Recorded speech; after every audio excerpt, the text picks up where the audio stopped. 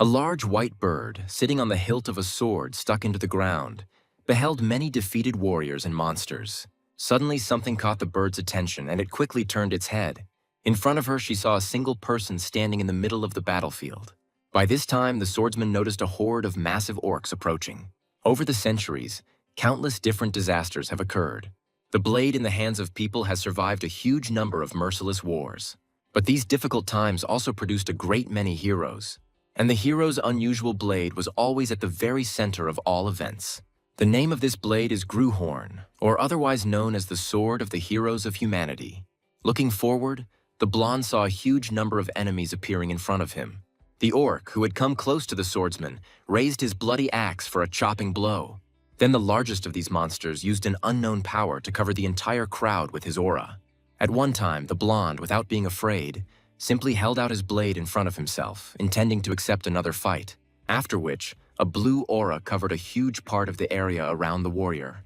During the interaction, the warriors who had recently been lying dead began to rise. Only the echo of the battle horn announces the attack at sunrise. The assembled warriors were only too happy to begin a fierce battle against the monsters. Before the start of a large-scale war, the season of the year, the poem of winter, began to play in our souls. Ancient heroes, now forgotten, were once friends of this majestic blade. But now Gruhorn, with his own strength, killed every enemy in his path. But besides the fair-haired swordsman, there were other warriors who possessed mighty strength.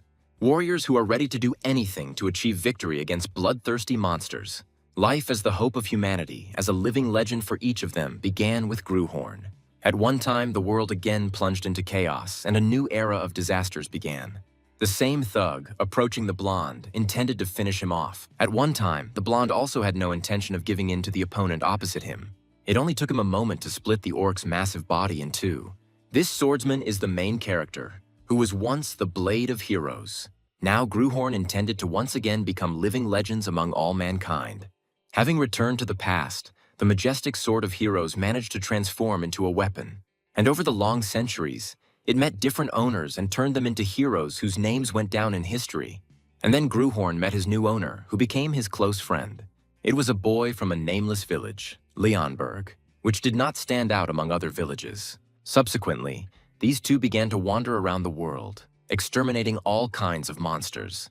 Gruhorn and his close friend performed feats that no one could repeat. In the midst of achieving one of the feats, an explosion thundered, audible throughout the entire area, after which a wounded swordsman appeared, holding the blade with both hands. This time, the opponent of this duo was a huge black dragon. Having reduced the distance with his opponent, the winged one began to gather energy for a powerful surge. In response, the blonde man holding out his sword released his energy, the power of which was enough to disperse the dragon's powerful energy. Following this, the same swordsman suggested to his friend to go only forward. Thus, after these words, the swordsman rushed forward with Gruhorn at the ready. In a mere moment, the blonde man raised the sword of heroes and found himself above the black dragon. Then a multitude of cutting blows struck the entire body of the monster, giving it no chance of survival. And when the duo defeated the dragon, Gruhorn's friend managed to become the ruler of an entire state. As for the Sword of Heroes, it, along with the legend of slaying dragons, was passed down to the descendants of his friend. The swordsman, addressing his weapon as a friend, asked it to look after the kingdom. After a long time of pitch silence, Grunhorn woke up from the noise. Feeling the strong shaking, the blade could not understand what impudent person dared to shake it. At one time, the fat man, spitting, declared that from that moment on he would become the master of the blade. The knights surrounding the blonde reminded the young master that touching this relic was forbidden. Trying to comprehend what was happening, Gruhorn assumed that he was in the hands of the fat prince. The blonde ordered his subordinates to shut up, because there was nothing in this country that he was not allowed to touch.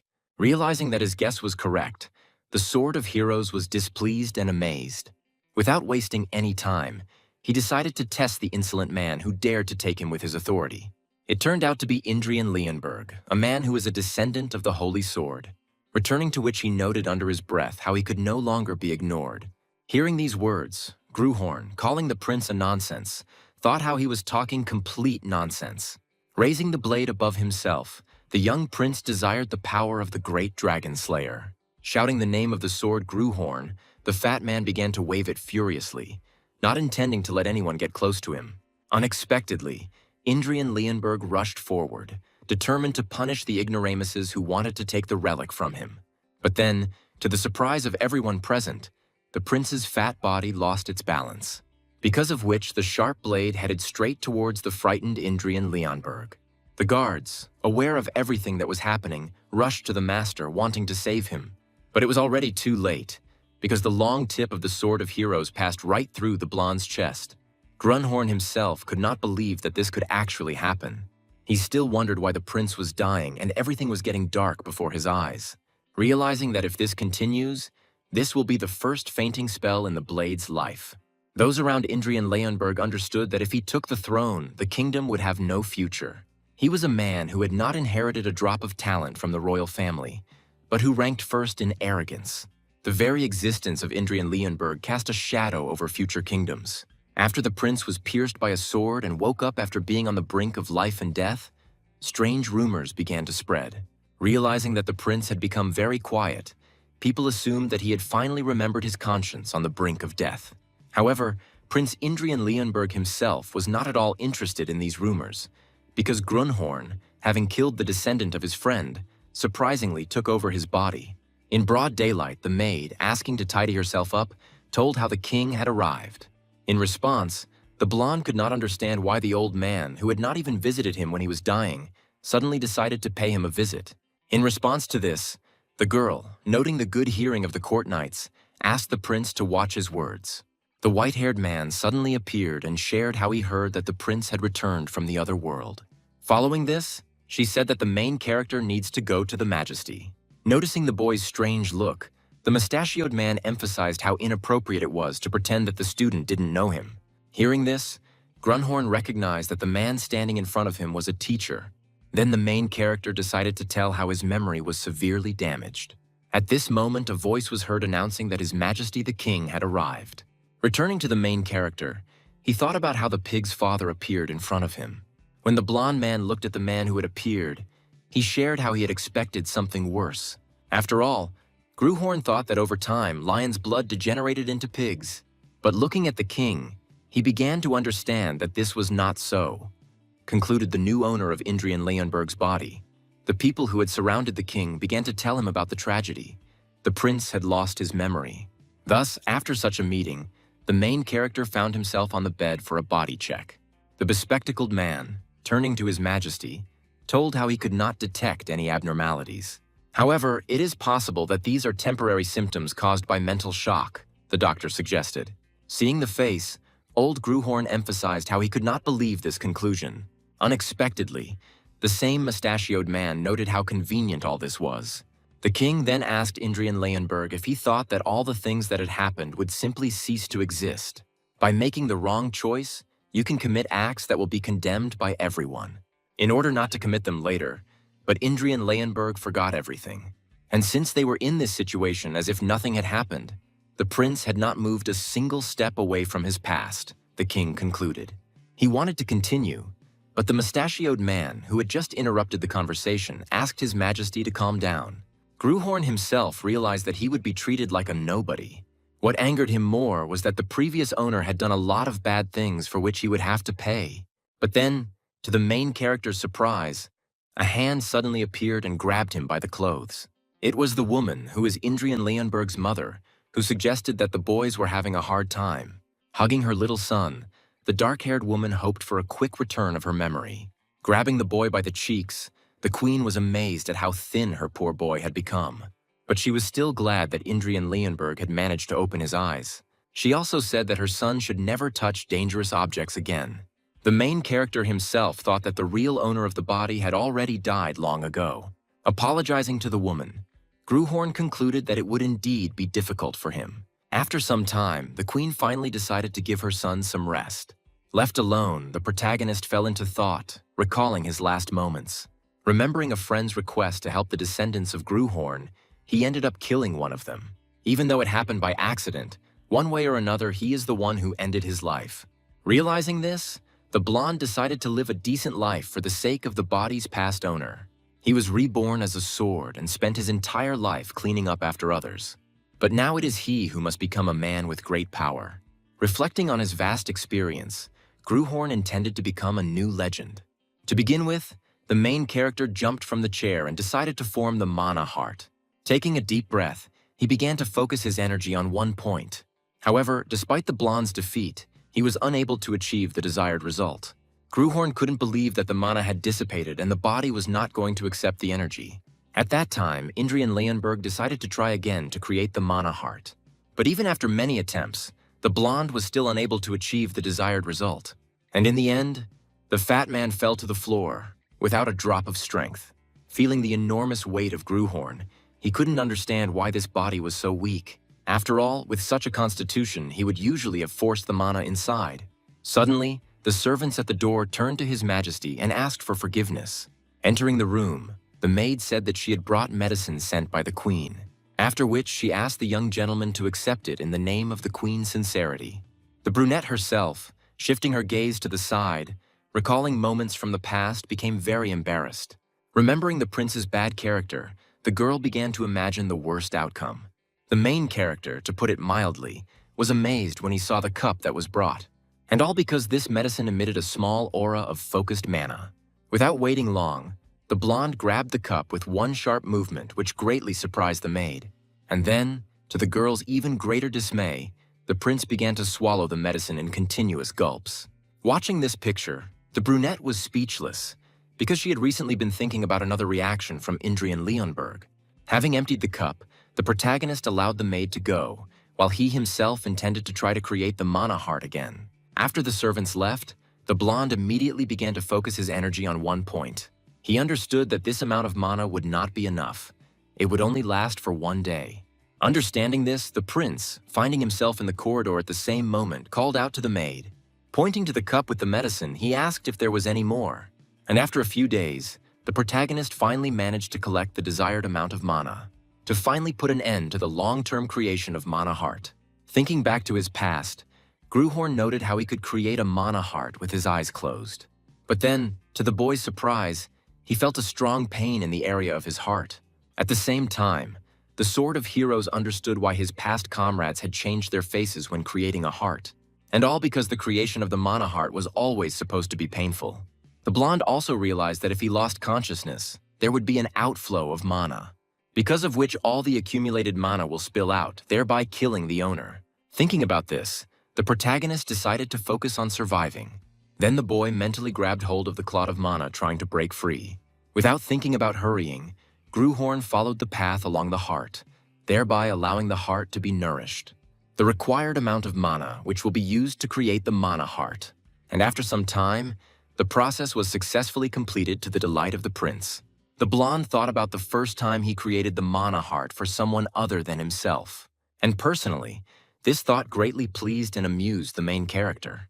Rejoicing at such a significant event in his new life, the blonde did not notice one thing at first.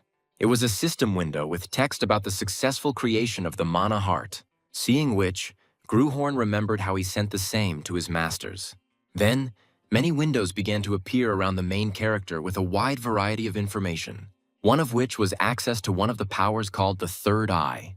Following this, the main character decided to take advantage of his new acquisition, with the help of which Gruhorn was able to see the leaves of a distant tree as if they were close to him. Using the power called the Third Ear, the boy heard someone talking behind the wall. It was a group of maids gathered together, heatedly discussing something. Unexpectedly, to the main character's surprise, he felt an unbearable pain. Holding his head, the prince thought about how his mana had quickly accumulated. The absolute senses that Gruhorn possessed as a sword that covered all directions without blind spots were now gone. The current mana reserves of the Sword of Heroes are only enough to eavesdrop on sounds behind the door or see a little better. Thinking about this, the blonde also realized that by expanding the volume of mana, he could become better. The next second, the boy emphasized how hungry he was. Having ordered the servants to serve dinner, Gruhorn decided to first focus on adapting to his body. A few moments later, the queen, meeting her son, could not hide her joy. While hugging the boy, she shared how she heard that he drank the medicine sent to her. By this time, another man dressed in dark clothes entered the room of this duo. The queen turned to her son and asked him if he remembered this man. This man turned out to be the brother of the queen, who decided to entrust her child to him. The dark-haired girl then noted how the prince was her brother's only nephew. The man with the scar noted how the prince's past was not pleasant. The same dark-haired man decided to immediately clarify one thing. All he can do is help Indrian Leonberg lose weight. After all, he can't give more, so the sister should abandon any foolish hopes, concluded the man with the scar. The queen, hearing this, thanked her brother for such help. Following this, the uncle's contemptuous gaze turned towards his nephew, and just a few moments later, Indrian Leonberg fell face down on the ground. The dark-haired man who approached declared that from now on the prince would eat and drink only with his permission. Then he, telling the boys not to give up, added that he might even change his mind and teach his nephew something. The main character himself could not believe that now someone would teach him. Thinking about how in the past I trained the invincible knight who became the founder of this country, Indrian Leonberg approached his uncle with an offer to make a bet. The prince intended to force the dark-haired man to recognize him within 6 months. The loser is obliged to do everything that the winner orders, the boy concluded. Hearing this proposal, the man with the scar found it quite interesting, after which he decided to agree because he needed at least some entertainment while he was studying with him. Having started training, the main character thought about his recently spoken words. Realizing all the shortcomings of his body, Gruhorn decided to resort to using mana, with the help of which he will be able to strengthen his physical characteristics. At one time, when Uncle saw his student's aura, he couldn't believe that it was real. The dark-haired man stopped his nephew with one sharp movement and turned to him, after which the same uncle hastily assumed that the prince had created the mana heart. After this question, Gruhorn himself shared how he created it a long time ago. But then the man with the scar called Indrian Leonberg a fool and asked what he was thinking about the cake. Seeing the student's face, he assumed that he did not understand his mistake at all. After these words, the main character looked questioningly at the dark-haired man. Then my uncle told me that only mercenaries and other riffraff use this technology. At that very moment, the boy's cry of surprise was heard throughout the entire castle. Once outside of training, the protagonist began to think about everything the teacher had said. He especially remembered how the dark-haired man called the owners of the mana heart scum. After these words, the boy asked his uncle why he thought so. Then he decided to demonstrate a more advanced swordsmanship skill. The ring formed by mana was sent straight towards the protagonist. This chain was able to destroy the aura created by the mana heart. Moreover, this skill is much easier and more stable to use, the uncle shared. Even Count Eli's family, who clung to the heart of mana, fell into complete decline 100 years ago. After such a fruitful conversation, Gruhorn decided to familiarize himself with the basics of mana chains. There the boy learned how mages now also use mana rings. Returning to the knights, in the new era of Gruhorn, they now weave chains to collect mana. At this time, the knight's level is determined by the number of chains woven. Having closed the book, the protagonist concluded with dissatisfaction that times had changed. Among the words he read, the blonde saw a rather familiar name, Altrigan, and a moment later the main character remembered the person to whom this name belonged. Long ago, Gruhorn and his close friend met that same Alitrigani. He, having drawn his blade, wanted to know who was more worthy of the title of Holy Sword. Now the boy understood why this name seemed quite familiar to him. Remembering this person, Gruhorn became curious about what happened to him. The next clear day, the prince's servants witnessed the young master's preparations. The uncle arrived and asked his nephew if he had read the book he recommended. Following this, he speculated on how the boy had realized his mistake in choosing the mana heart. In response, Indrian Leonberg shared how he doesn't feel even the slightest mistake. Sighing heavily, the dark-haired man asked the student whether he didn't want to admit it or simply didn't understand. To which the main character, focusing his mana in his hand, only grinned. After which he emphasized that the difference lies in the class of use of the mana heart. Hearing this, the man with the scar called Indrian Leonberg's words nonsense. He then noted how among the mercenaries there are those who consider themselves heroes. But in the end, all these people soon die without ever having managed to surpass even 2 chains. And if the prince imagines himself to be the same, then let him defeat the owner of 2 chains, suggested the uncle. And if he succeeds, then the dark-haired one will become Indrian Leonberg's guardian, he concluded. The blonde had once noted that having one's own uncle as a guard was a strange idea. After these words, the man with the scar asked the prince, who doubted his qualifications. He decided to remind everyone that he was the count of the kingdom and the commander of the northern army.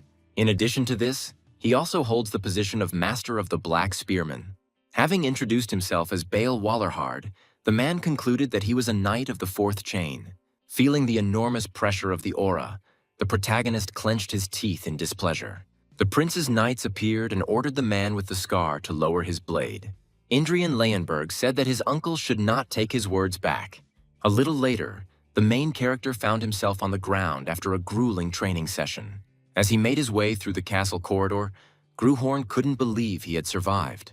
He remembered his uncle's words, how he noted that if his nephew were to defeat even a single chain, it would be nothing but luck.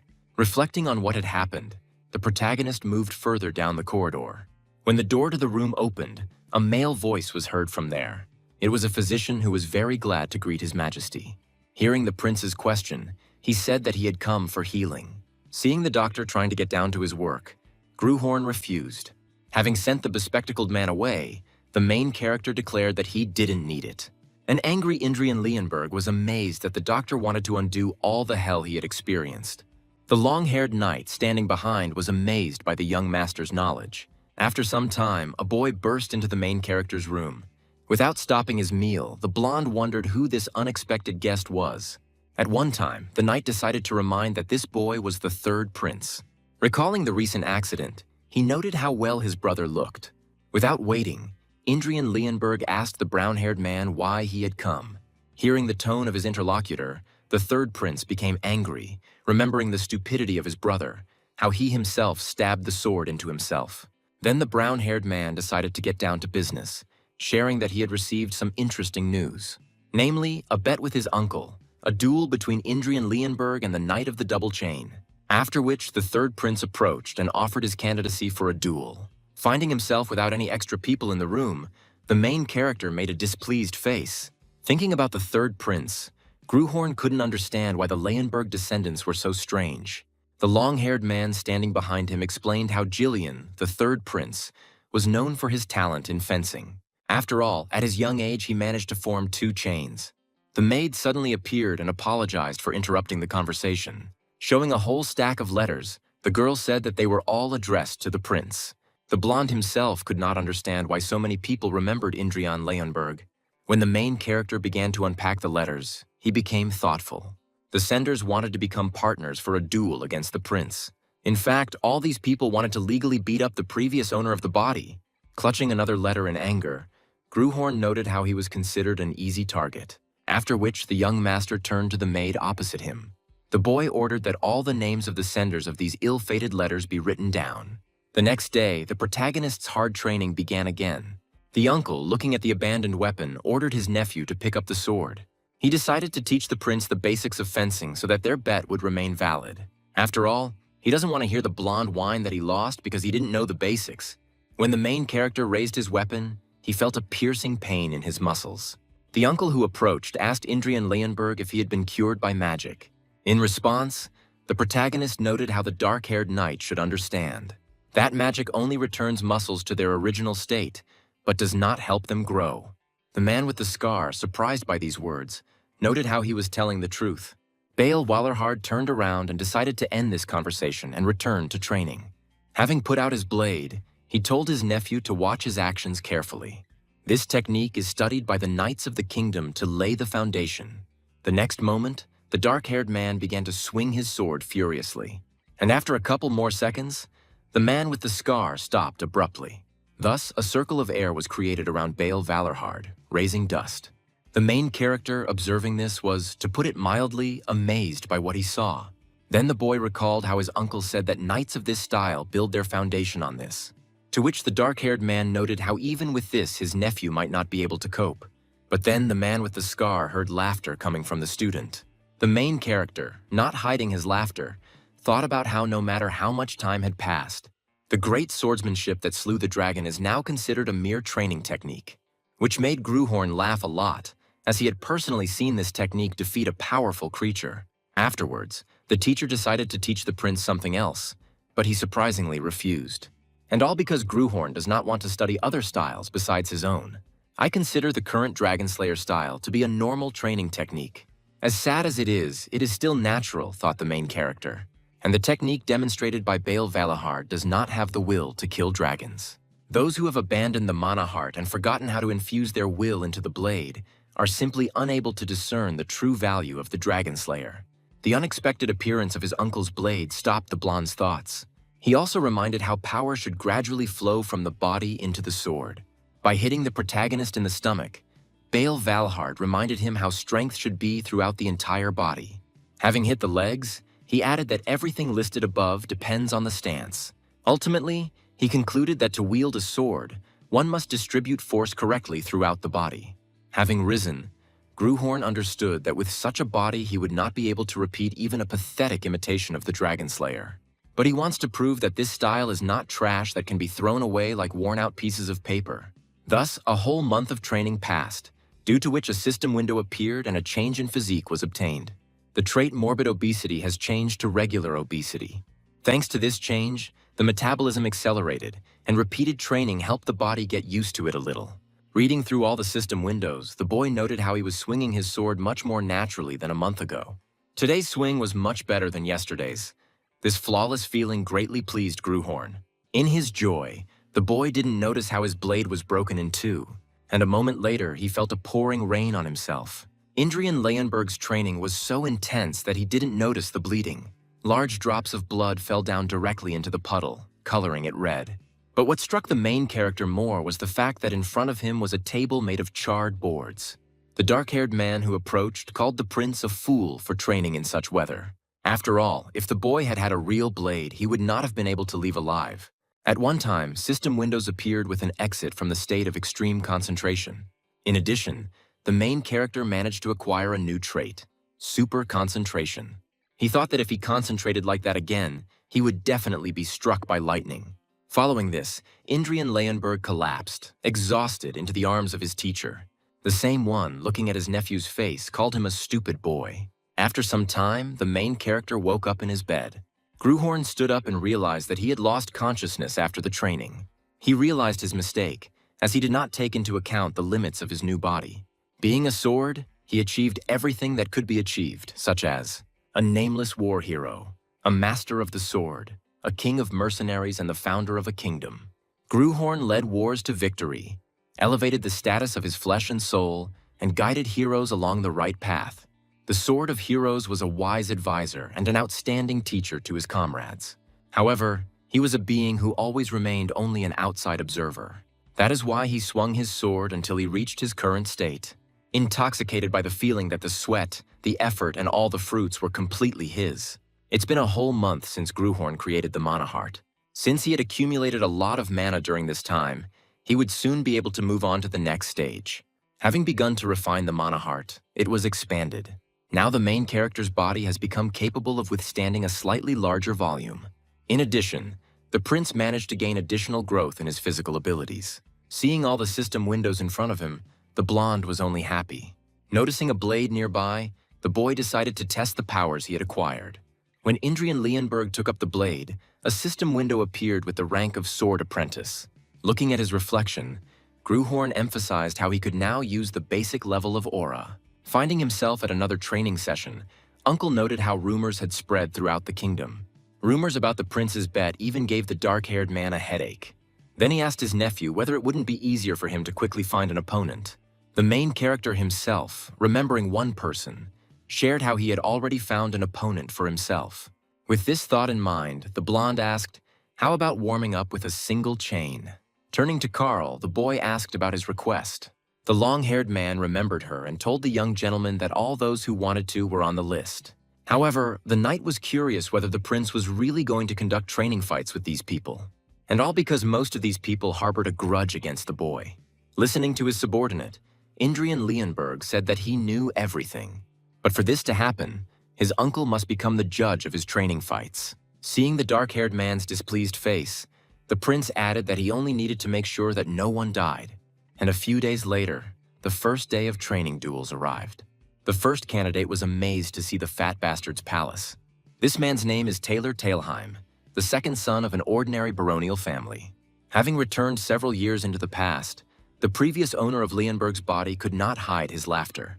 Pointing his finger at the wealthy man opposite, the blonde man called him a redneck. That day, the family's honor was trampled, and the father of the family and his brother are still a laughingstock among the nobility. Today, the red-haired man intended to make the fat man pay dearly for that day. Finding himself before the princes, Taylor Talheim greeted his majesty. "Prepare for battle." The red-haired man introduced himself with his name. Pointing his finger at his opponent, the boy asked Karl if he was really a knight. Hearing these words, Taylor Talheim thought how true the rumors circulating around Indrian were. Unexpectedly, Bale, sharing his understanding with the red-haired man, asked him to pull himself together. When Taylor Talheim saw Lord Valorhard in front of him, he could not hide his admiration. After bowing, he shared that it was a great honor to meet him. Observing this, Gruhorn noted how one could think that the prince here was not he, but his uncle. The dark-haired man noted that his nephew should have behaved better in the past. And after some time, the man with the scar asked the two to get ready. When Taylor Talheim heard about the start of the duel, he immediately began to activate the single chain. The red-haired man rushed forward and told the young master to get ready. Without thinking twice, the knight rose above his enemy to deliver his attack. At one time, the main character noted many unnecessary movements in his opponent, and a moment later, the two blades crossed, producing a metallic ringing sound. Taylor Talheim was shocked to see his opponent holding the mana heart. Then Indrian threw his opponent in the opposite direction. Once at a distance, the red-haired man noted how the mana heart should not block the mana chain. At the time, the main character replied that he was only ticklish. At that moment, Taylor Talheim became very wary because he heard a strange sound from the enemy. The knights watching the duel immediately realized that it was the humming of a sword. Uncle also understood that this was not just a hum, but the resonance of the sword. Following this, the red-haired man rushed towards his enemy, intending to finish him off. A few seconds later, the blades of the two clashed again in competition. But again, the same two were separated by several meters. Gruhorn thought about how the mana from chains or mana rings was incompatible with the mana heart. Holding on to his energy heart, the boy understood how the mana rollback could happen at any moment. Then the prince turned to the angry second son of Baron Talheim. Pointing a blade at him, the protagonist stated that he needed to cool down a bit. At the same time, Indrian closed his eyes and decided to concentrate on the sensations. Once in his consciousness, the boy felt like he was in a bottomless lake. Be it demonic or holy or countless other names of the sword. This is a part of Gruhorn's soul. At that moment, the mana heart took on a colossal will. The colorless mana heart began to take on color. Thus, the Dragon Slayer's seated will began to awaken. The sword's memory of recent battles and the essence of the heart created to slay dragons were combined. When the main character opened his eyes, they were painted scarlet. Behind was the embodiment of a majestic creature of the same color. What the prince's opponent saw before him was indescribable in words. Looking at the terrifying incarnation of Taylor, Talheim wanted to understand what was going on. At one time, the referee of this fight ordered his nephew to stop. But Gruhorn, not hearing his uncle's words, rushed towards his opponent with the intention of winning. Returning to the past, the protagonist asked the dark-haired man to fulfill his request. Keep an eye on him so that the prince does not kill his opponent during the duel. Recalling this fragment of memory, Bale Valorhard took up the blade, after which, in an instant, he found himself behind the blonde using the chain. Indrian then found himself under attack from the dark-haired man, who sent him flying. The surrounding guards decided to remind him again how the knight could be punished for such actions. Hearing these words, Gruhorn, leaning on his own sword, ordered his subordinates to stop. He also told how he asked his own uncle to watch the fight. But in the end, after such a strong blow, the young gentleman lost consciousness. When the boy woke up, he thought about how his mana heart could have cracked in this duel. He also noticed how Bale's strength was definitely different from that of a normal single chain wielder. And fortunately, after such a strong blow, everything went without consequences. What pleased the main character most was the thought that he had been able to win the duel. The uncle who entered the room asked his nephew what he was happy about. Then the dark-haired man asked the prince if he understood what he had done. Recalling the strange style of the sword, he also noted how he had never taught his nephew such a thing. In response to this, Gruhorn replied that he was only following the essence of his own blade. Hearing these words, Bale Valorhard began to think about his nephew, after which he concluded that the essence of the boy's sword was the thirst for murder. Realizing that this was how the man with the scar noticed how there was some truth in it. In response, the protagonist asked the man opposite if he wasn't overcome with pride in admitting this. He chuckled and shared that he thought the prince would grumble about the blade's perfection. Then he reminded himself that as a soldier, he walks the path of victory, not righteousness. However, the boy's style is a bit much, Bale stated, which made the boy tense up. He also added that if the thirst for murder clouded his mind, the blonde would cease to distinguish between his own and others. Understanding Uncle Indrian's point of view, he assumed that he had made such a noise during the duel in order to protect the others. In response, the dark-haired man stated that from now on he would watch the student. After 3 days of hard training, the boy tried to remember his opponent's name. Having finished another training session, the prince shared how he managed to remember the red-haired man. He himself reflected on how well this boy had worked in 3 days. Turning to Taylor Tailheim, he explained how he understood that the red-haired man wanted to take revenge on him, but he failed. After these words, the main character called the maid and told her to bring the box. By telling how he lost his memory, Gruhorn decided to make amends. Having handed over the box filled with gold and a letter, the prince asked that it be passed on to Baron Tailheim. The next second, Indrian turned around sharply and said goodbye. In response to such generosity, the red-haired man thanked the young gentleman. As a result, the scoundrel prince's training duels became the main topic of conversation in the kingdom. People whispered among themselves about how the prince would pay for his antics. However, even after several days, the expected news still did not arrive. All who had the honor of fighting Indrian were grateful to him for the sincere duel. At the time, others, hearing these words, could not believe that it was true. This led the dissatisfied to conclude that the royal family had shut everyone's mouths. The dark-haired man standing behind him noted how his nephew was to blame for it. Turning to his recent training partner, Gruhorn asked him to tell everyone about the results of the duel, after which the main character decided that now the rumors should stop. But the next day, the blonde boy ended up getting bad news from the maid. The girl told how people say that the gentleman threatens to set knights on the duelists, because of which they do not tell the truth. After listening to the servant Indrian, the wooden sword, clutching his anger, decided to simply train. After asking Karl how many enemies were left, the knight told how only one man remained today. In response, the blonde shared how he no longer had enough newcomers for fights, after which the knight assured the master that an opponent who was skilled in wielding a blade awaited him. Someone for whom simply honing the family art is not enough. A talent who joined the order for the sake of training. Upon learning that his next opponent would be a candidate of the Order of the Iron Lions, the boy was delighted. By this time, the very same upcoming opponent found himself on the territory of the prince's palace. The knights immediately began to whisper about the girl with the Iron Lion's coat of arms. This girl was compared to a flower on a cliff, because she was the one who broke the hearts of many men. All the same knights were amazed that such a charming girl came here herself. The most interesting thing for the threads was what Indrian's reaction would be when he lost to the girl. The Order of the Iron Lions, or simply the Iron Lions, is known as one of the finest orders in the kingdom. Arvin Kurgayan is on probation in this order. Having learned who his next opponent was, the prince became curious as to why such a genius would want to duel him. Karl decided to tell how a misunderstanding had occurred between the gentleman and her. Turning to his chief servant, Indrian asked her to tell him everything. At one time, the green-eyed girl heard such a request from the young master. But a few seconds later, she shared how the prince had harassed that girl in the past. Having learned about this, the main character began to insult the previous owner of this body. Returning to the past at the next ball, the boy began to harass Arwen. The girl did not intend to tolerate this, which is why she pushed the blonde's hand away. At one time, I was amazed by such ignorance towards myself. Not wanting to tolerate this, Indrian began to insult the dark-haired woman opposite him. At this time, the new owner of the body was amazed by the audacity of the real Indrian. He thought how similar this was to the perverted advances of a scoundrel. After all, no one in their right mind would call this girl ugly, concluded Gruhorn, looking at his opponent. The blonde himself, thinking about the bad deeds he had committed, hesitated in front of the girl.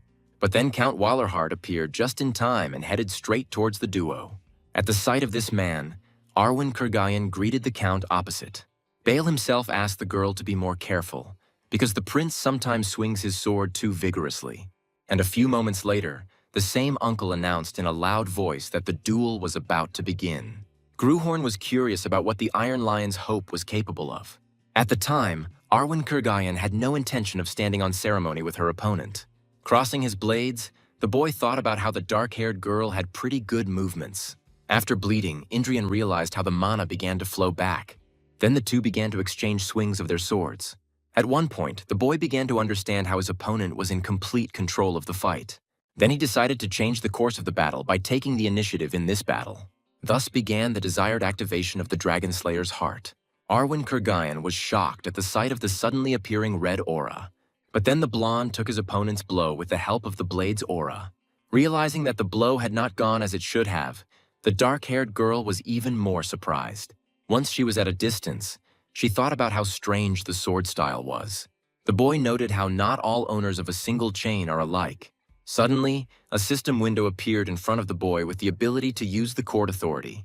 Without thinking twice, the protagonist took advantage of this ability, which allowed him to learn all of his enemy's information, realizing that he can use this limited power on his opponent. This means that Arwen Kurgayan is weaker or equal in strength to the prince. Rushing towards his opponent, Indrian noted how their battle was only just beginning. After some time, the two, engrossed in the battle, did not notice the approaching evening. The dark-haired man stopped the battle and said that it was enough for today and they would continue the duel tomorrow. Wiping away his sweat, the protagonist shared just as he was about to finish. The girl, hearing these words, also spoke about her intentions to put an end to the fight. Thus, the two began to exchange words, suggesting to continue the duel. But Baal Valorhard, who was standing nearby, had no intention of listening to these two. The dark-haired man emphasized how it was already too late to continue the fight. The doctor who arrived in time began to treat His Majesty, rejoicing at the approval. At this time, Gruhorn himself focused his gaze on the girl standing behind him. At one time, Arwen Kurgayan also looked at the main character, thinking about her own. As they approached the upcoming fight, the two had no intention of giving in to each other. 3 days later, the knights discussed among themselves the duration of the duel. The red-haired man said he had heard about the girl's skills, but the first prince's skills were no less impressive. They hoped that this would be the last day of the battle between Indrian and Arwen. At this time, the boy, turning to his rival, wanted to say something. Hearing this, the dark-haired girl, not believing it, assumed that he wanted to apologize. After which, looking coldly at the prince, she said that she would not accept an apology. Hearing this, the protagonist added that this was not the issue at all. And then he remarked that there should be a prize for such a fierce battle. The prize will be the winner's wish coming true, Gruhorn suggested. The girl, hearing this, to put it mildly, was surprised by the blonde's harsh words. The knights gathered behind were also shocked, because a member of the royal family should not throw around such words. The first prince then asked his rival again whether she agreed with these conditions. In response, the girl reminded him that she was only a subject of the Leonberg family. However, she cannot refuse such an interesting offer. Hearing these words, Indrian replied that the girl had spoken very well. Rushing towards each other, they promised not to go back on their words. The next moment, the blades of the two crossed, creating sparks. Using a single chain, Arwen Kurgayan aimed a swing at her opponent. In response, the main character simply accepted the attack with lightning speed and joy on his face. The dark-haired girl thought about how her opponent had moved more slowly yesterday. When she looked at the boy, she felt a murderous aura on herself. After many blows, the protagonist managed to take the initiative. The girl barely dodged and felt the full danger of her enemy. When the two were at a distance, Arwen Kurgayan was tired by this time. The first prince himself, not intending to wait for his opponent, rushed towards him. And in the end, Arwen Kurgayan's blade was broken in two, which meant defeat. The knights watching this spectacle were amazed at the outcome of the battle. As for the dark-haired one, she couldn't believe she lost. Having celebrated his victory, Indrian decided to take advantage of the winner's prize. He desired his rival, which greatly surprised Arwen Kurgayan. The position of royal guard for the infamous prince turned out to be easy for Charles. On the very first day, the long-haired man bowed his head before the young gentleman and introduced himself. Indrian seemed a little arrogant to him, but he didn't throw tantrums over every little thing, although there were rumors to the contrary. On that very day of training, Karl was also present, keeping an eye on the boy. Other knights, noting the heavy rain, suggested stopping the prince for his own safety. Noticing the sudden appearance of the glow, the long-haired man shouted at the young gentleman. But a moment later, lightning flashed across the entire area, striking near Indrian. In fact, contrary to rumors, Karl felt that His Highness would become a great man. But that was earlier, because after the boy's wish, the knight's thoughts about it changed. The others standing nearby were also shocked by Indrian's shameless statement. Returning to Karl, he wondered if he had been mistaken about the prince. As for Arwen Kurgayan, She asked if this was really what the prince wanted. In response, the boy, confirming his words, noted how the girl is now an ordinary knight. Therefore, he wants to unlock the potential of the swordsman and get a good warrior named Arvin Kurgayan. He needs a knight who will follow him despite any obstacles, and not the one who guards him simply by order of the royal family. He needs a man who exclusively serves him, the protagonist concluded. Looking at all the girl's characteristics in the system window, the boy would be glad to get such a person, so the same first prince asked the girl if she wanted to become his knight. Arwen Kurgayan herself always dreamed of this, but no one saw a knight in her. Everyone saw in the girl only refined beauty and not the skills of a knight. That's why the dark-haired one always worked twice as hard as the others. As a result, Arwen Kurgayan, possessing the power she had received, defeated any candidate. And when the girl won one victory after another, everyone still had a different opinion. Because of this, in the end, the girl was never able to achieve what she wanted, to become a knight. But now everything has changed. The first prince himself was able to notice her potential. Following this, the dark-haired girl turned to His Majesty, asking him to promise one thing. She wanted the boy to treat her not as a woman, but as a knight. After all, in that case, she would fulfill the will of the young master, Arwen Kurgayan declared. Without thinking twice, the main character, with joy on his face, promised the man across from him to fulfill this request. And at that very moment, the dark-haired girl, having received the desired words, bowed before the blonde. Then she, using her own name, swore allegiance to Prince Indrian. The knights standing behind were amazed at this turn of events. Gruhorn, not breaking with tradition, as the legitimate heir of Leonberg, knighted the girl. Lowering his blade, the boy ordered his new subordinate, "Be brave, be polite, and, lastly, be devoted to him," the blonde concluded. When the girl returned to her place, a group of people watching the girl discussed the beauty. Remembering the oath they had taken, the punks wanted to somehow annul it. At the same time, rumors began to spread about the love affair between Indrian and Arwen Kurgayan. Having learned about which, the main character, tearing his hair, could not believe that he was considered so bad. Carl, standing nearby, watched the young gentleman's displeasure with surprise. Suddenly, the long-haired man turned to His Majesty standing opposite him. Remembering the final day of the duel between the prince and Arwen Kurgayan, he was interested. Regarding the words about the loyalty of the knight who will follow him, and not the one who guards by order of the crown. Having confirmed his words, the boy noted how if a royal decree came for Charles to leave, he would obey. But if the long-haired one wants, he can also take an oath, Indrian concluded. After these words, the knight asked if he had done so, whether the master would have accepted him, to which the main character, turning away, answered negatively in one word. After all, he doesn't need Carl because he has no interest in developing him. The boy then received a letter informing him that Indrian's house arrest had been lifted. Reading the contents, he became interested in why he was being released a month and a half early. After all, the evil father acted as if he would lock up the first prince forever. Hearing the young gentleman's thoughts out loud, Carl noted how happy he should be about the lifting of house arrest. Then the blonde shared how he didn't care because he had nowhere to go. Suddenly, the maid, having read another letter, let out a surprised squeak. Turning to His Majesty, she told him about the invitation for that. Following this, the little girl handed the letter to the young gentleman opposite. Having opened it, the boy learned about the club for special young lords. Hearing this, the maid said that this was a social gathering in which the prince was a member. Noting the name of the place, the main character called it very strange. In response, the brunette said that she, as an ordinary girl, could not understand the refined tastes of young lords. Understanding what this event was, Indrian declared that he did not need this useless gathering. Then the boy noticed a personal message from Bernardo from the Eli family, who introduced himself as an eternal friend of the prince. Clinging to the name of the family, Gruhorn tried to remember something about it. Then he remembered how his uncle had said that this family had clung to the Monaharts until the very end. And in the end, the blonde shared that he would still go to this place. The main character himself hoped that this family had not yet completely rotted. It's been 4 months since Gruhorn took over the prince's body and began training to lose weight. The tailor, looking at his creation on the young gentleman, could not hide his joy. The bespectacled man emphasized how the main character's body had shrunk by more than half. At that very moment, Indrian announced that he was entrusting the preparation of the outfit for the palace banquet to the tailor. Smiling, the blonde noted how his size would change by then. And now Gruhorn is already on his way to a club for wealthy aristocrats. Sighing in the carriage, Indrian thought how hard it was to be a prince. The clothes, guards, and many other factors greatly irritated the main character. Suddenly, the young gentleman, noticing something, turned to the maid opposite. Looking at the girl's scar, Gruhorn asked her where such a wound came from. In response, the brunette apologetically shared how the first prince punished her for her mistakes. The main character himself, learning more and more about the past of the real prince, became increasingly angry.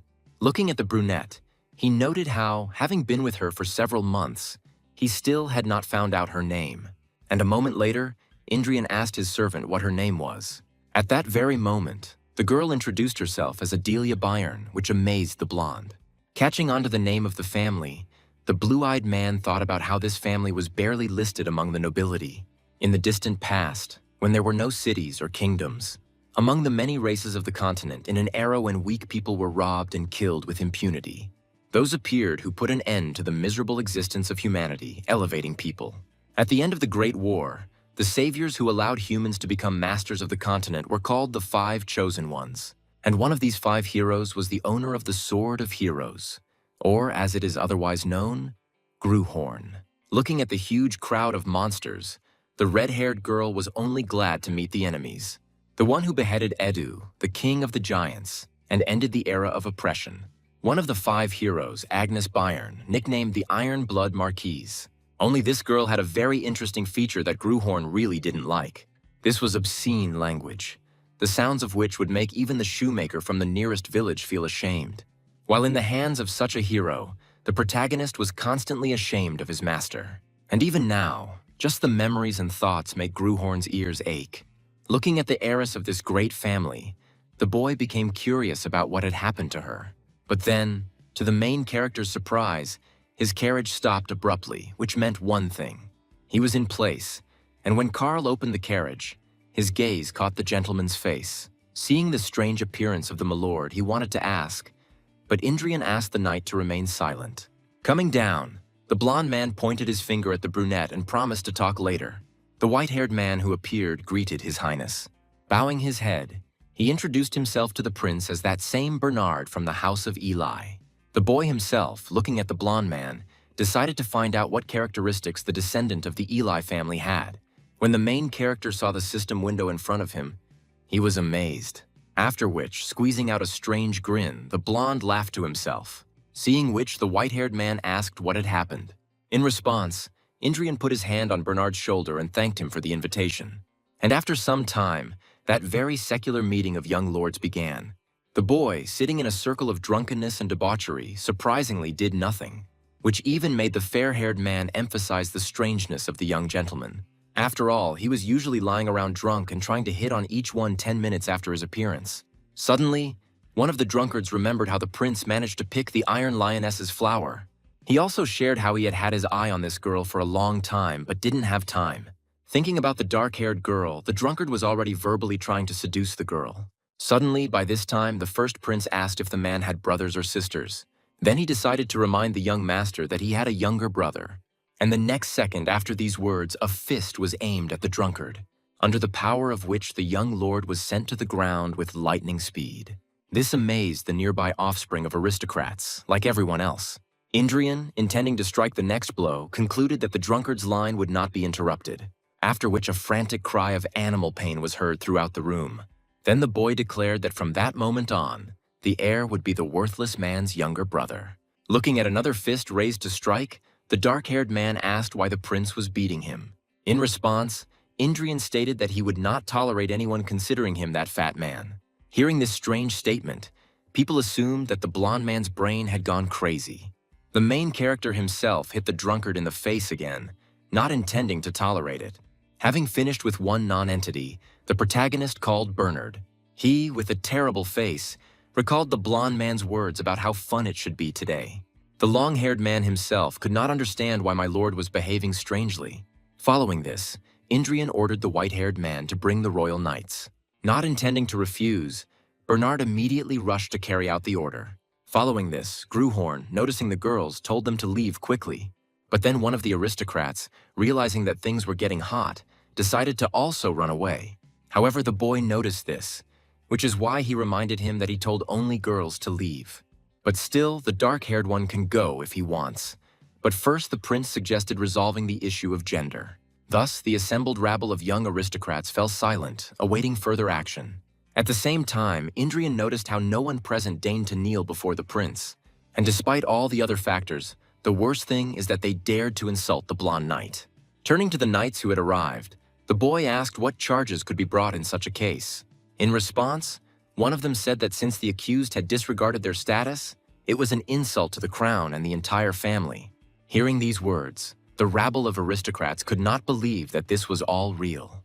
Karl, however, noted with displeasure how they questioned the authority of the royal family, after which the long-haired man asked the young gentleman to order who to put on their knees. Then the main character, with a grin, ordered everyone to be brought to their knees.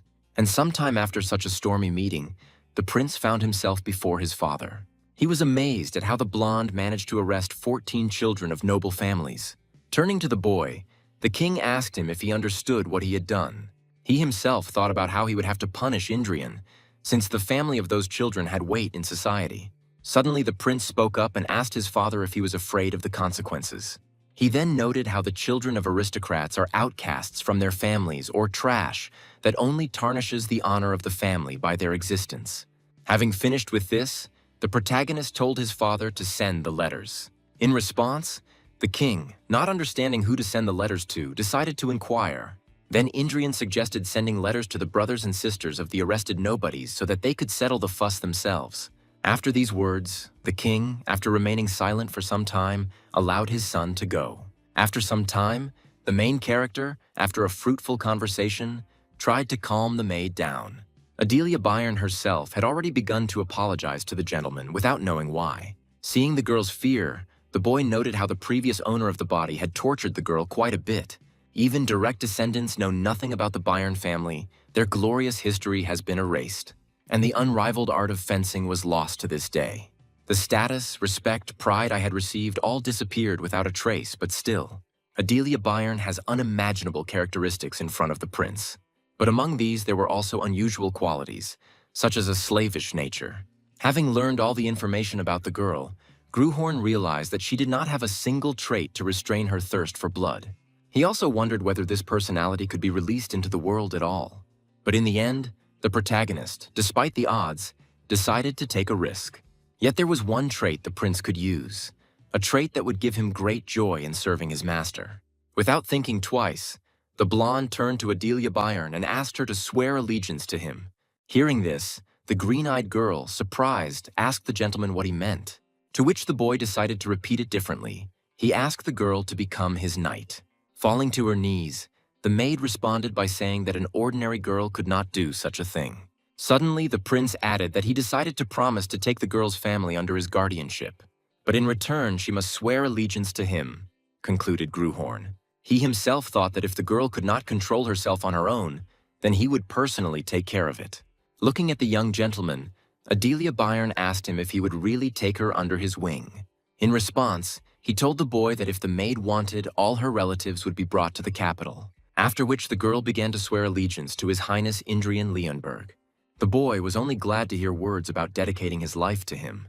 When the green-eyed girl finished, the main character called her a good girl, after which he declared that from now on, Adelia Byrne would obey his orders unquestioningly. At the same time, a joyful expression was depicted on the girl's face, at the sight of which Gruhorn hoped that he had done the right thing by her. By this time, rumors began to circulate throughout the kingdom about Prince Indrian's renewed atrocities, such as the extortion of a knight's oath and the beating of aristocrats followed by imprisonment. And now His Highness has made a servant who has never held a sword in her hands his personal knight. Thus, the people concluded that the first prince was collecting a personal harem. The main character himself, having learned about the rumors, could not believe that overnight he was again considered a non-entity. The king himself could not contain his displeasure towards his son. The uncle, having learned about the rumors, asked his nephew if he remembered the bet. The brother noted how all the boy's actions were in the spirit of old Indrian. Returning to the protagonist, he wondered why rumors were spreading so quickly. Suddenly, a maid appeared and told His Majesty about the queen's visit. When she found herself in front of her son, she immediately emphasized how he had returned to his former self. But then she unexpectedly added that this was even for the best. After all, When her son finds himself a wife at the parties, he will settle down and stop tormenting himself with stupidity. After which the woman, having given her word, promised to find Indriana a worthy bride. The main character himself, looking at the back of the departing queen, could not understand what was going on. After such a statement from his mother, Gruhorn decided to return to his new knight. Approaching Adelia, the young gentleman told her how she possessed special mana. Concentrating his mana, the blonde thought that even though the world had forgotten about the Iron Blood Marquise, but he still remembers that girl who became famous for her mighty strength. After all, even the traces of her deeds have not disappeared. Humanity has its own independence, and the style of the Marquise's sword is still alive in her descendants to this day. But the most important thing is that her heart continues to beat in her direct descendants.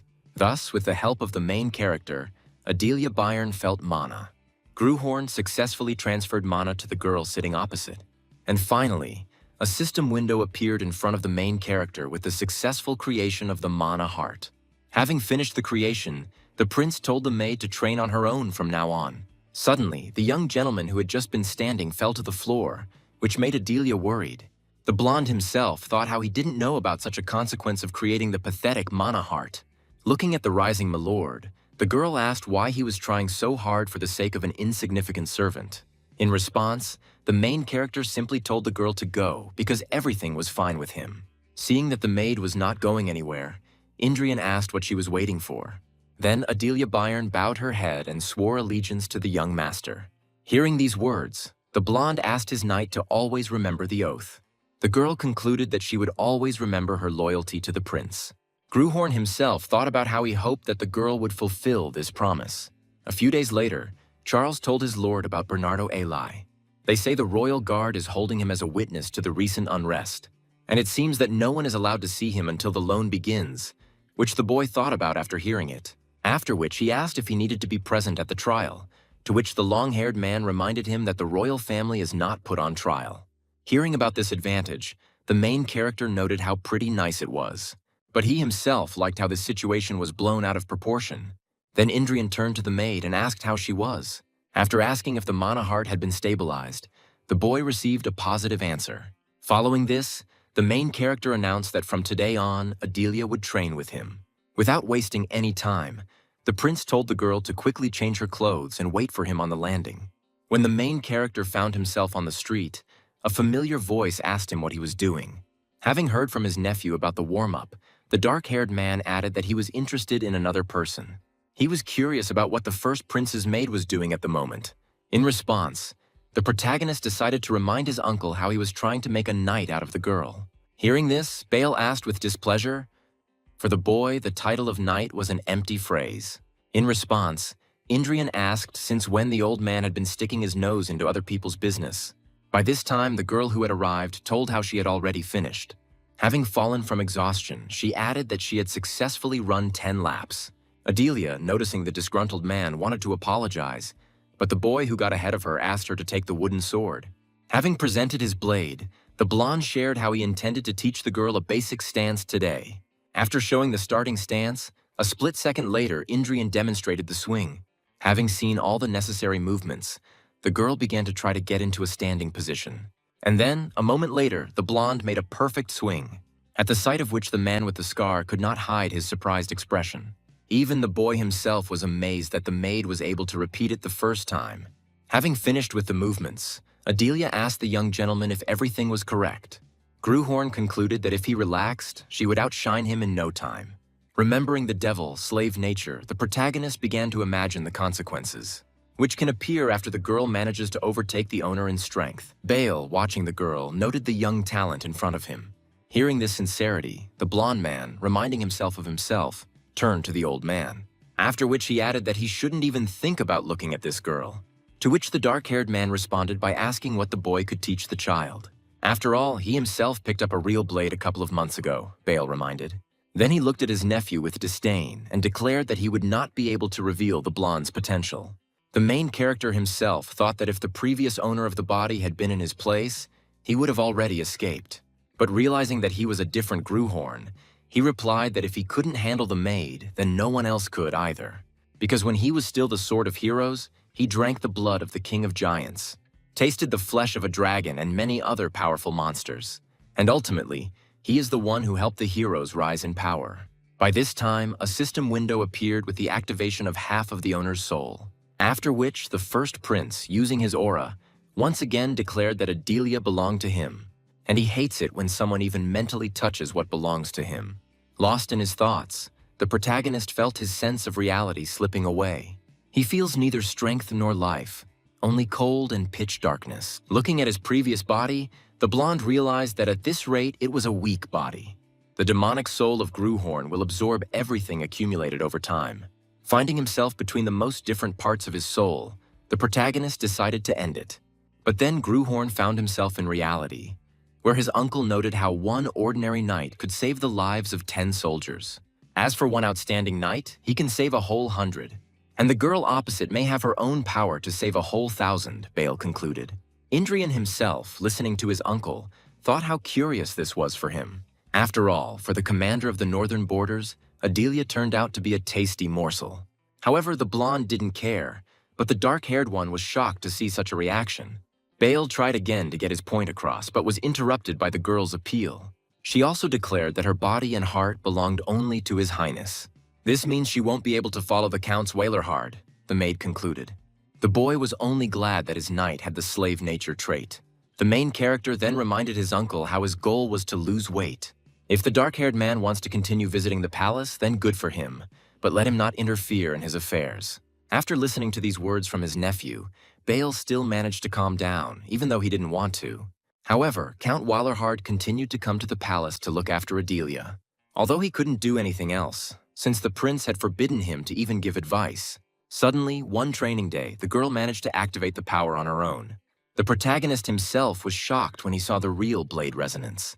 The blonde man, surprised, turned to the girl and noted how well she had done her job. And yet, Indrian understood that if this continued, she would outsmart him. The dark-haired man approached and asked the boy if he had really taught Adelia the heart of mana. Having received a positive answer, he began to call the boy a fool with displeasure. In response to this, the first prince himself, looking coldly at his uncle, told him to leave. Blue-eyed at one time decided to continue.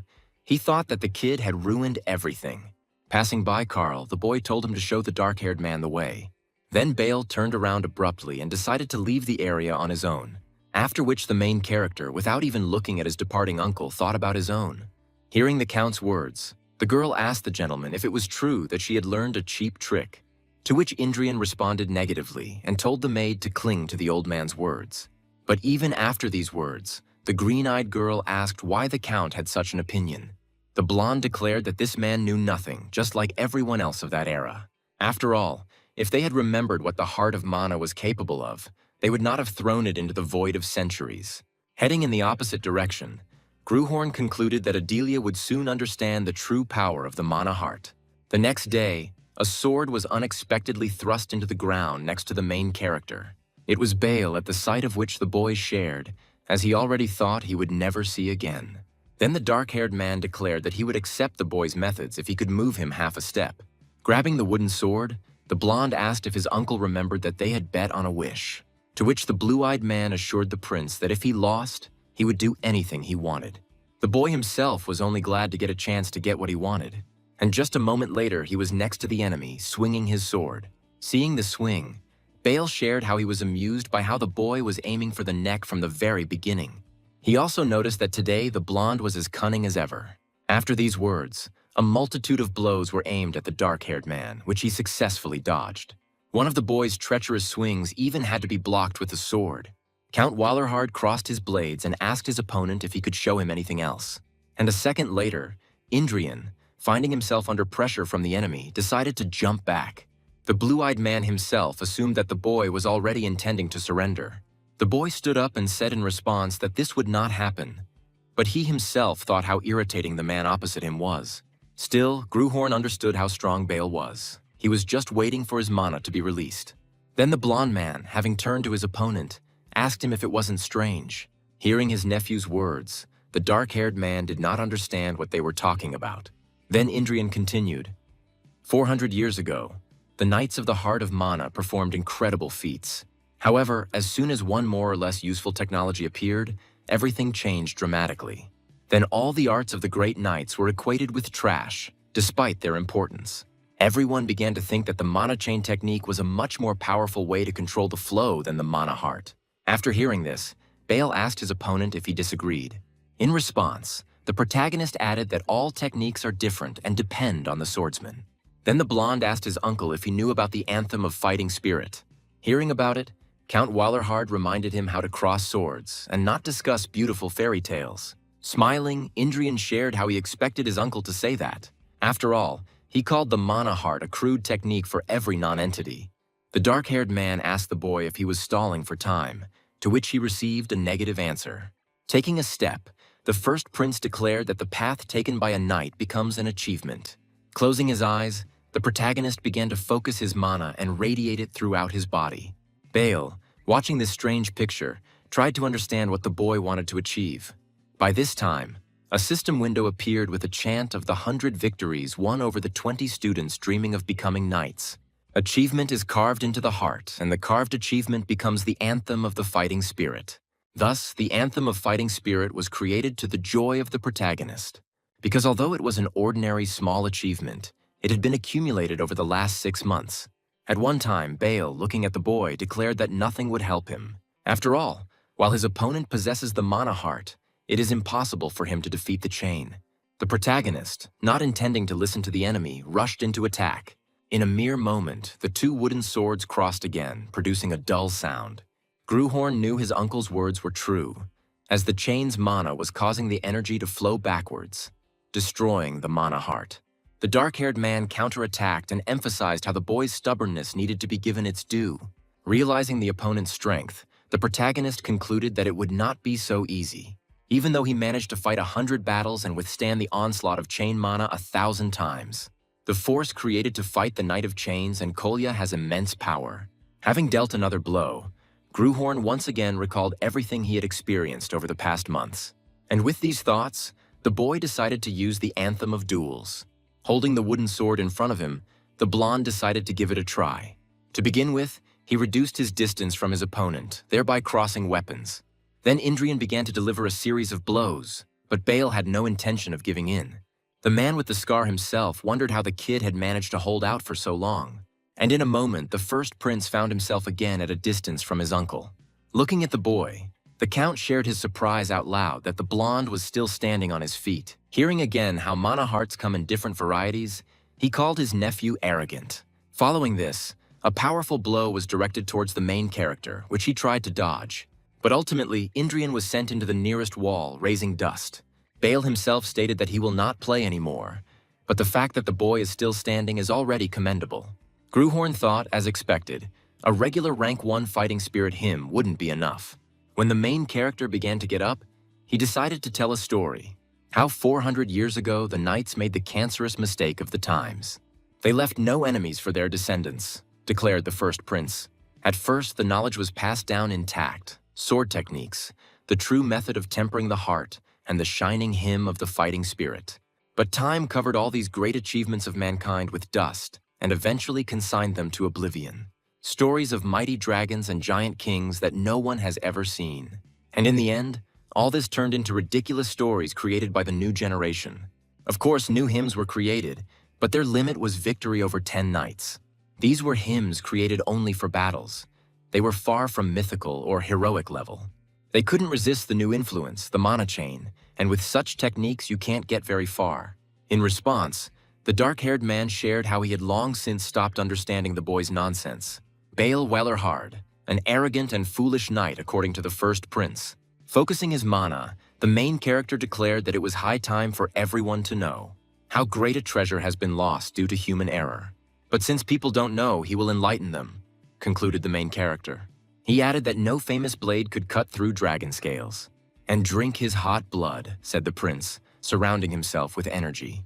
Thus, a system window appeared in front of Gruhorn with the opportunity to receive the hymn of the true dragon fighter. But the current characteristics did not correspond to the rank of this ability, which is why the boy felt pain throughout his body.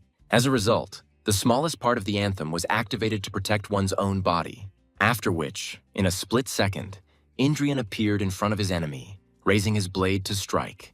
When the dark-haired man began to take the attack, he was struck by surprise. He also noted that at this rate his body would be devoured by the boy. Following this, Baal Valorhard resorted to using Mana Chain.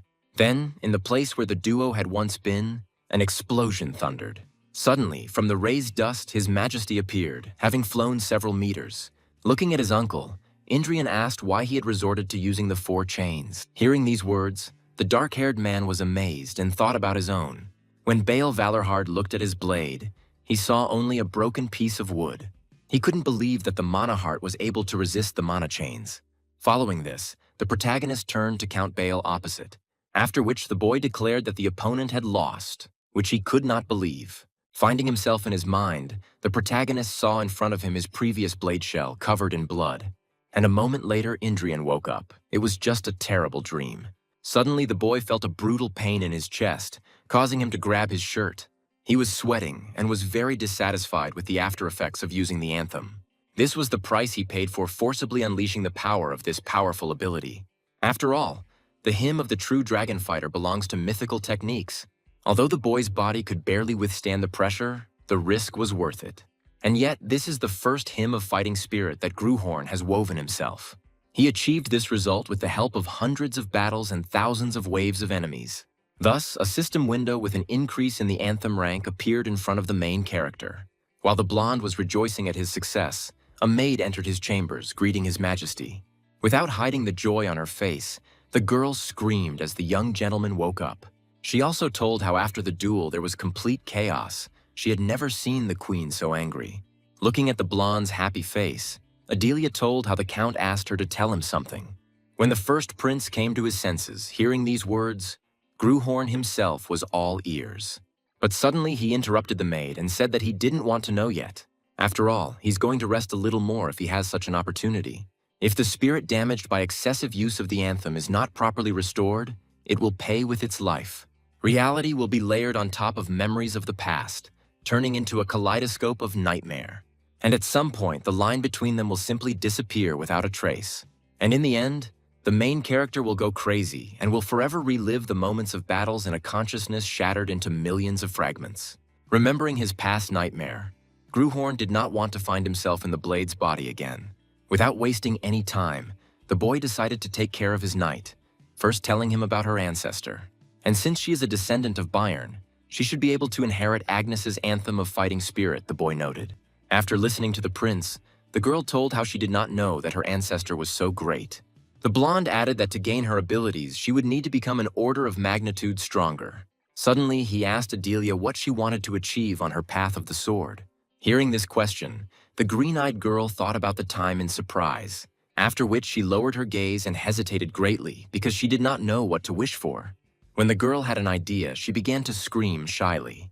In response to this, the blonde said that if she didn't know how to formulate it, then let her say it later. And then Adelia declared that she wanted only one thing, to become His Majesty's sword. Hearing these words, the main character was, to put it mildly, surprised, because he did not expect such an answer. Some hymns may begin with loud blasts of a war horn, hearing which, others begin with the first step on the plane. And some stories begin with a sincere oath that the boy now saw before him. Returning to reality, Adelia began her vow to the young master, dedicating herself entirely to him. Indrian himself, feeling a surge of energy, immediately realized that this was the hymn of Adelia's fighting spirit. Thus, a system window appeared in front of the boy with the possibility of creating a new anthem. The boy received the hymn of fighting spirit of the ordinary rank, the hymn of dominance. It is not a combat technique, but an oath of allegiance that binds souls. Looking at the green-eyed Gruhorn, I couldn't believe that one day the descendant of the Iron Blood Marquis would compose a hymn of this type. Noticing the radiating energy, he concluded that this was an unexpected help. And all because the hymn of submission is currently aimed at the main character. Adelia's increased strength would also benefit the young master, for which he was very grateful. Without hiding his thoughts, the first prince happily thanked the girl. But still, Indrian did not yet know what exactly that benefit would be. Thus, several long days passed since the formation of the anthem. Having sat down in his chair, my lord, looking ahead, was very dissatisfied. Karl and Adelia, standing nearby, were of the same opinion as their master. A female voice asked her son if everything was okay, to which Indrian replied positively.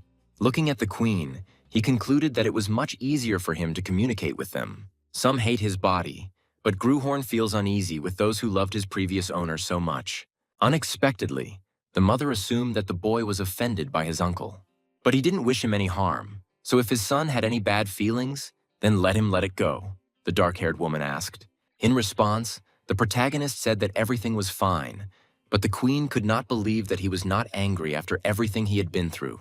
Gruhorn himself thought about how he had been able to deal one blow that had managed to destroy his uncle's pride. It must be hard for him to bear what he showed in that fight, the blonde thought.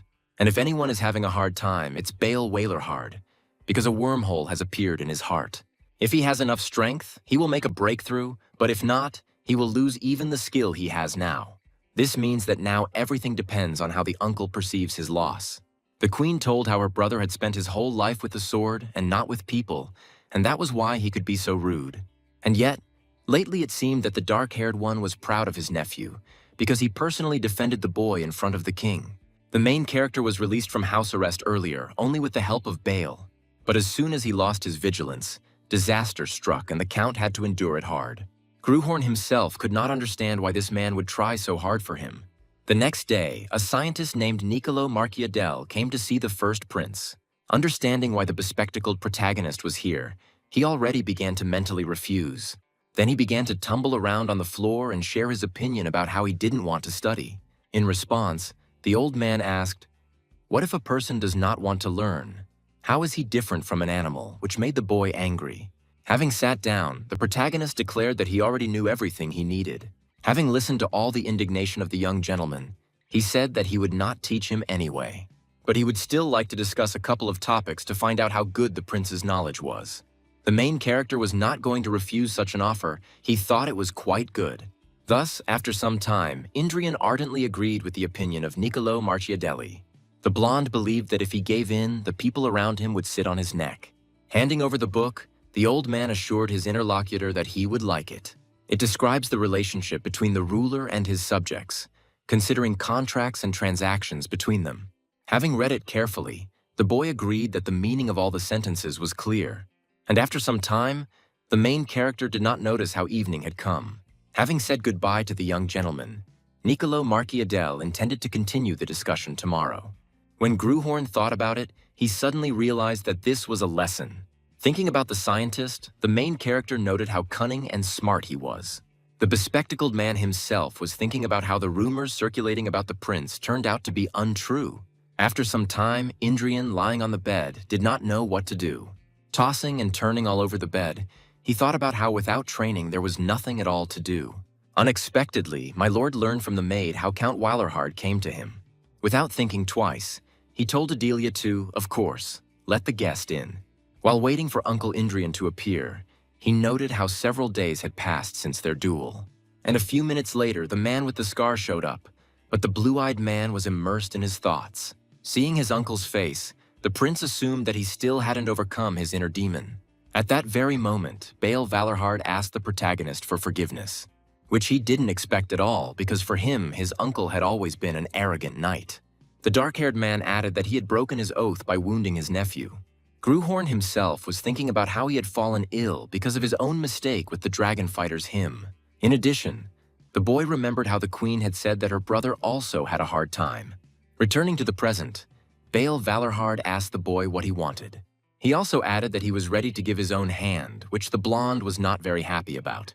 Gruhorn couldn't believe that a man who had once been a master of the sword had become so weak because his technique wasn't perfect. After which the main character decided to agree and take advantage of the wish. He shared with his uncle how he wanted to go on a trip, and his uncle had to let him go. The dark-haired man himself recalled with surprise how the prince's house arrest was lifted. Then the boy added that he wanted his trip to be long and preferably outside the capital. Hearing such a request, the man with the scar looked at his nephew and thought, after which he said that they would have to agree on a schedule because of the upcoming banquet, and my lord agreed with this. Turning around, Bale assured the boy that he would let him know when everything was ready. Carl, standing behind him, looked thoughtfully at his young master. Feeling someone's gaze, Indrian asked the long-haired man why he was looking like that. The knight shared how unexpected it all was, because he had assumed that the prince would demand something crazy. After all, Count Wailerhard broke his word, and it would be bad to let such an opportunity go. to which Indrian replied that seeing how the stubborn old man was grieving, he felt sorry for him. Then the long-haired man laughed, which made the main character very unhappy. A maid unexpectedly entered and addressed His Majesty, wanting to tell him something. She also told how the letter arrived, which the gentleman had been waiting for a long time. Upon opening it, Gruhorn immediately realized that the sender was his first knight. The beauty told in it how she recently achieved a small success. And it looks like she will soon be able to visit the first prince, concluded Avan Kurgayan. Reading the letter, Indrian was only glad because this news came just in time for him. 5 days later, Bale sent the long-awaited news, and 2 days later, the prince set out on his journey. Almost jumping out of the carriage, the boy wanted to know where they were going. In response, the man with the scar told the protagonist to sit still. Realizing that Indrian would not back down, Bale still decided to tell him. Ellen County is the main supplier of weapons to the royal court. There are high-quality mines with high-quality iron ore. Subsequently, it is used by the Blacksmiths Guild for processing. In addition, the dark-haired man said that more than half of the royal arsenal came from Ellen. Thinking about his progress in fencing, Gruhorn wanted to acquire his own blade. One day he just wanted to take a good sword from the royal armory, but the king, threatening the knight, forbade it. Right there in the carriage, the blue-eyed man realized that this was due to a mistake by the previous owner. And given this, in order to get the weapon, the boy needs to look for it outside the palace. Looking at his uncle, the prince noted that although he looked stern, he was actually caring. Thus began the 20-day journey of the protagonist. The journey itself involves a short stop in Ellen County, 3 days' journey from the capital, then a visit to Iron Lion Castle, another 2 days' journey away. It was there that Indrian and his entourage intended to rest before returning to the capital. Returning to the main character, he thought with boredom about how he had already been on the road for 3 days. The fellow traveler, on the contrary, is the very idea of despondency that answers only yes or no. The main character didn't like all this at all, which made him sigh heavily. Realizing that he had a lot of time, the boy decided to test his mana heart. Due to the attack after the dragon fighter's hymn, it was completely empty. But it was time to replenish it, Gruhorn concluded, focusing his mana. Plunged into the void, he listened and felt the trembling and shaking of the carriage. A cool breeze blows outside and occasionally enters the carriage.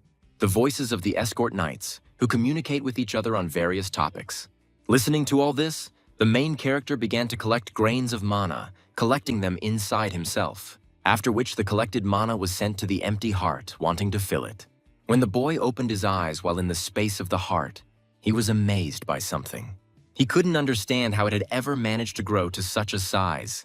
At that very moment, a system window appeared with the accomplishment of an incredible feat beyond one's capabilities, due to which a fragment of colossal will was obtained. These were the very consequences of the forced use of the dragon fighter's hymn. That attempt reflected on Indrian's body, causing the mana heart to increase in size. The body's constitution was also significantly expanded and changed, making it capable of withstanding much more mana. Thus, the protagonist reached the rank of sword expert, and the connection with the source improved. Some of the restrictions were lifted. The third eye's power has been significantly strengthened several times. At this time, Adelia, seeing the strangeness around the prince, turned to him. Gruhorn himself was delighted to realize that he had become much stronger after receiving his promotion. After some time, the first prince and his people were able to reach Ellen County. The man who presented himself tried to express in words what an honor it was for him to meet His Majesty. The man in the red robe bowed his head and introduced himself as Edgar, while the man next to him was called Torrance. The man assumed that the road was long and wanted to accompany the gentleman to his quarters. Having entered the huge building, the boy began to look around thoughtfully. He also noted how Ellen's mansion was truly filled with all sorts of hardware. But this was just low-grade junk in the opinion of the main character. Apparently, Indrian realized that it would not be easy for him to find what he needed here. Without intending to delay, the prince asked Edgar if it was true that the Blacksmiths Guild was located on his territory. Having received a positive answer at the same second, Gruhorn said that he wanted to take a look around there. Heading towards the guild, the aristocrat explained how blacksmiths were rude and stubborn. When work is in full swing, they can even ignore their own lord. Entering inside, the main character was amazed by everything he saw in front of him. Inside the guild, work was in full swing. The temperature was so high that it could have made you sick. What most struck the young gentleman was the ringing of hammers filling the air. Looking at Indrian, who was moving forward, the aristocrat tried to address him. But the boy, feeling the roaring flames and the hissing of the furs, moved only forward. Yet, amidst all this, one exceptionally clear sound could be heard. Looking at the skilled blacksmith, the protagonist felt a rather familiar feeling. This was his first memory, when he was still an ordinary sword. Suddenly, the boy was brought out of these thoughts by the appearance of a handkerchief. The maid, looking at her master, told how he was completely soaked. The man who appeared, causing all the blacksmiths to stop, greeted His Highness. The aristocrat introduced the man as the guild leader named Zaxxon. But still, among all the workers, there was one who did not want to stop his work. Zaxxon ordered him to immediately drop the hammer and bow to the young master. In response, the main character covered the mustachioed man's mouth with his own hand, forcing him to remain silent. Then he asked, why do something he had not even intended to ask for? With these words, the blonde emphasized how quickly the iron would cool down. Realizing that they could continue working, the blacksmiths rushed to their furnaces. The main character, in the midst of all the commotion, stood and watched only one person. Behind the old man, who, time after time, delivered precise blows to the hot iron. Feeling a strange feeling, Gruhorn wondered what this was. After leaving the workshop, Edgar told how the old man had been forging swords and immediately melting them down for the last 6 months. Hearing this, the main character attributed everything to marriage. But the aristocrat himself did not know. There are rumors surrounding this blacksmith and how every blade he forges is a masterpiece. Even the blades that Edgar saw seemed flawless to him, but they were still melted down. Moreover, the old man had hardly slept for the last month, but had been working all the time. He is no longer young, so everyone around him is seriously worried about him. Several days passed since then. The prince came to the forge at dawn and left late at night. At one time, that old man simply continued to work, not paying anyone any attention. The prince watched silently as the blacksmith tried to create his creation. Despite the general tension caused by rumors about the first prince's visit, it was even surprising that his arrival was quite quiet. And so, after a long time, the day of departure came, and the boy spent the day as usual. But in the end, Indrian let out a heavy sigh and realized that he would not be able to see the result.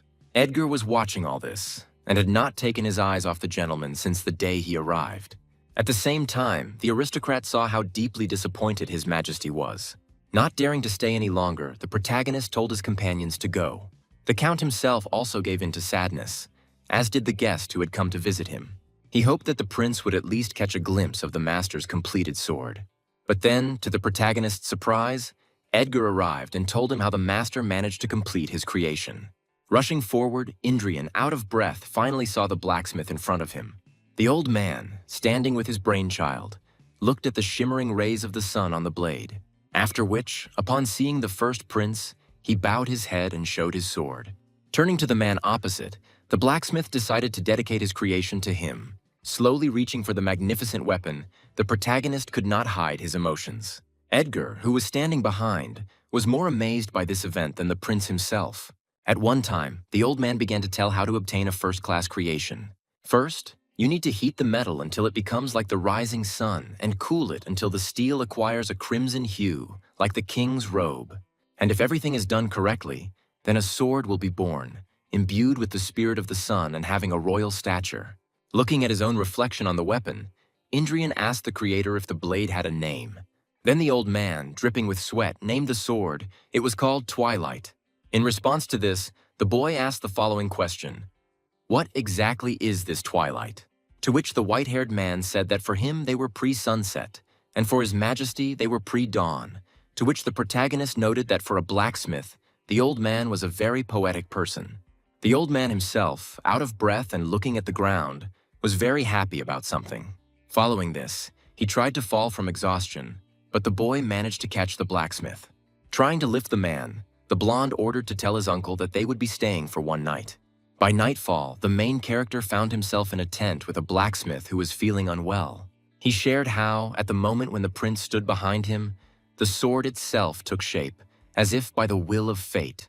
Blade chose his birthday on his own, and hearing these words, the boy smiled. Suddenly, the main character bowed his head and decided to whisper something to the old man. The white-haired man himself was amazed after hearing this, looking at the boy. Realizing who the person next to him was, the man screamed. But then he laughed, and told how he now began to understand everything. Then the blacksmith turned to His Majesty and asked him to support the sword. Without thinking twice, Indrian placed the heavy blade into his interlocutor's trembling hand. The white-haired man, looking into the void, began to pray to God for this blade. "He became as great as His Majesty," concluded the old blacksmith. In response, the boy, clasping the hand holding the sword, declared that it would be so. After this, the great creator of no less great creations closed his eyes forever. The next day, Count Edgar showed a beautiful box with a sword. He assumed that the gentleman would be uncomfortable fighting with that blacksmith's sword. And the aristocrat just happens to have a magic blade, which he wanted to present to the prince, but in exchange. When Edgar wanted to finish his sentence, the blonde didn't let him, noting the good quality of the weapon. Having laid down the second sword, the protagonist thanked the aristocrat for the gift. After praising Ellen's family's devotion to the royal family, Indrian said goodbye. Edgar himself wanted to exchange the great blacksmith's blade for a magic sword, but it didn't work out. After such a long visit, the boy and his people moved on. Indrian approached the dark-haired man and asked what was bothering him. The boy also noted that he had not seen his uncle in the county at all, to which he said that he had a personal mission from the king. Hearing this, the protagonist now realized that this trip was beneficial to everyone. Bale then explained how he planned to be at the Iron Lion's castle by nightfall. But then Gruhorn shared with the man opposite how he couldn't ride a horse. The man with the scar was, to put it mildly, shocked by this statement. Seeing the surprised expressions on their faces hidden under the helmets, the blonde wondered how he hadn't been trained to do this as a blade. The road to the Iron Lion Castle was filled with a variety of interesting events. But even with all the troubles, the main character did not intend to give up. And in the end, the first prince, tired from his eventful journey, still managed to reach the castle. Although they didn't make it in half a day as they had planned, they still got there within a day. Upon arrival, a man named York immediately appeared with knights. Listening to the greeting of the Iron Lions, the boy was amazed at such diligence. But then, among all the knights, the main character noticed his own. Gruhorn walked forward and greeted Arwen. The girl herself, bowing her head with all honors, also greeted the gentleman. The dark-haired girl told how she counted the days waiting for the prince's arrival. At this time, Indrian noticed looks filled with envy towards the dark-haired girl. To the boy's surprise, he felt Adelia's intense gaze. Realizing how hostility towards the owner could provoke the girl, Indrian turned to her. Having returned to her previous state, the green-eyed girl bowed her head before the prince. Returning to Arwen, His Majesty told her to follow him. With a smirk on his face, the blonde noted how they had a lot to discuss. And after some time, Gruhorn changed his clothes and prepared for the upcoming training. He wanted to see the skill of the Iron Lions, who are called the best in the kingdom. When the boy asked who his first opponent would be, the crowd began to look around. Not finding an opponent, the boy asked the knights if they were afraid of his status, after which the blonde swore on Leonberg's behalf that he would not hold anyone responsible for the outcome of the fight. Once again, finding no takers, the blonde noted how the famous Iron Lions turned out to be just kittens. Immediately after these words, the first candidate appeared, named Dale from the Dennant clan. He also shared how he lacks the skills to demonstrate the Iron Lion style. Yet he was the first to dare to oppose His Majesty in the competition. In response, the main character was only glad that the enemy had appeared. The red-haired man, not intending to wait, rushed towards his opponent with a wooden sword at the ready. The boy himself, using the heart of mana, began a confrontation with the enemy's mana chain. In a mere moment, Dale of the Dennant clan was defeated by the protagonist. Indrian, having gotten into the swing of things, wanted to begin the next duel with the knight. At the time, the Iron Lions, looking at the defeated member, could not hide their surprise. Gruhorn's next opponent was Paul Rodheim, who told how he managed to end up in his third year one year. But even such a man turned out to be no match for the main character's fencing strength. Following this one-sided duel, another 10 of the same kind took place. Looking at the crowd of defeated opponents, the blonde was not very happy. Tom wanted to fight with real knights who possessed sufficient strength. Thinking about this, Gruhorn turned to Arwen, which surprised the girl with such suddenness. The prince himself told how when he was getting ready to go back, he would take the dark-haired girl. Hearing these words, the girl bowed her head and obeyed the master's words. Unexpectedly, to the boy's delight, another candidate for opponent appeared. Standing in front of the prince, the white-haired man decided to propose a small argument. Without letting the knight finish his sentence, the protagonist refused. He, with a displeased look, declared that Arwen was not a trophy. Having ordered Carl to bring the sword, Indrian suggested putting something else on the line. For example, if the long-haired one defeats him, he will be able to get this blade. The dark-haired woman standing nearby was amazed by such generosity. The potential enemy himself was of the same opinion as Arwen. Rushing to the gentleman, the girl tried to offer her candidacy for a duel but was immediately refused. The blonde added that the dark-haired one was 1,000 times more valuable than any weapon. Shaggy, introducing himself as Dunham of the Fahrenheit clan, was only too happy to agree to such a proposal. Thus, the main character's opponent turned out to be the almost owner of 3 chains. To which the boy responded by noting how his opponent was a recent owner of a double chain. Having shown his blade, the long-haired man said that it was the 17th work of the craftsman known as the Master of Swords. And if the gentleman wins with fashion, he will receive this very weapon. In response, Gruhorn explained how he, too, was the owner of this master's blade. This sword is the 100th creation of the genius blacksmith from the Blacksmith's Guild. The long-haired one shared how he hadn't heard that the Master of Swords had created the 100th weapon, to which the main character told how this sword was forged for him several days ago. Noting the poorly chosen path of the sword of the young master, Dunham decided to demonstrate true style. The boy was amused by how the long-haired man dared to call him Mana Heart. The prince explained out loud how this technique was not his, but came from the depths of centuries. Adelia, watching her master, was mesmerized by the spectacle. Indrian stated that he only needed this type of technology from his people.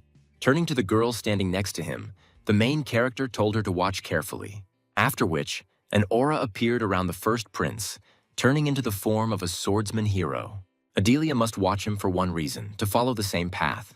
Without wasting any time, the maid began to repeat after her young master, after which she declared that she would definitely follow this path no matter what.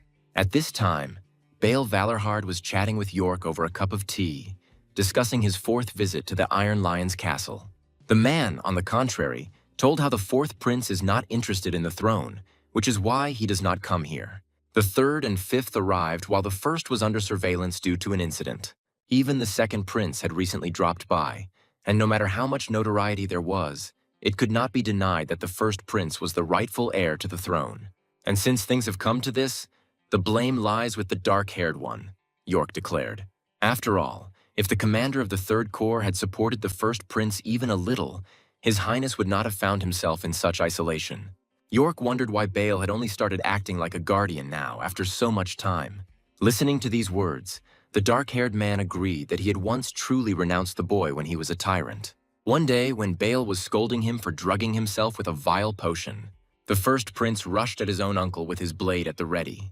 Then Bale, deeply disappointed, returned to the north, and his nephew sent him a letter with wine, after which the man with the scar, using his strength, drank cheap poison.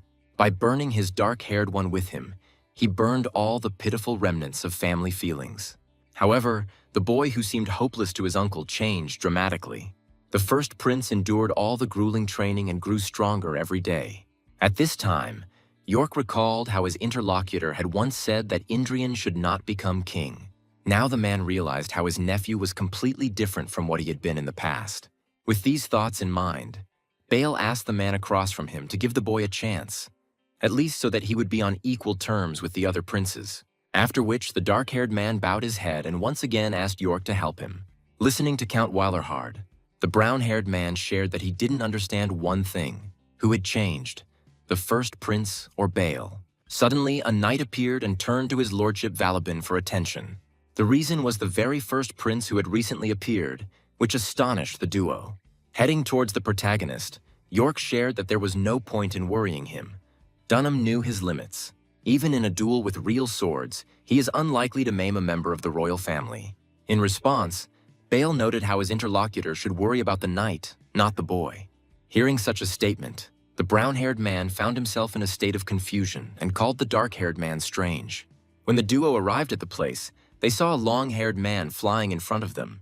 Thus, the main character managed to win again to the joyful cries of the others. York, seeing this whole picture, asked himself only one question: what happened? Bale reminded him that he had said that he needed to worry about his knight. In this battle, the protagonist recalled how his uncle said that a true knight begins with 2 chains. Crossing blades, Indrian realized that this was not an exaggeration. because even with the current anthem, it would be difficult to win. But still, Gruhoran understood that he could not use the Dragon Fighter's hymn against an ordinary knight. With this thought in mind, the boy decided to resort to using hyper-concentration.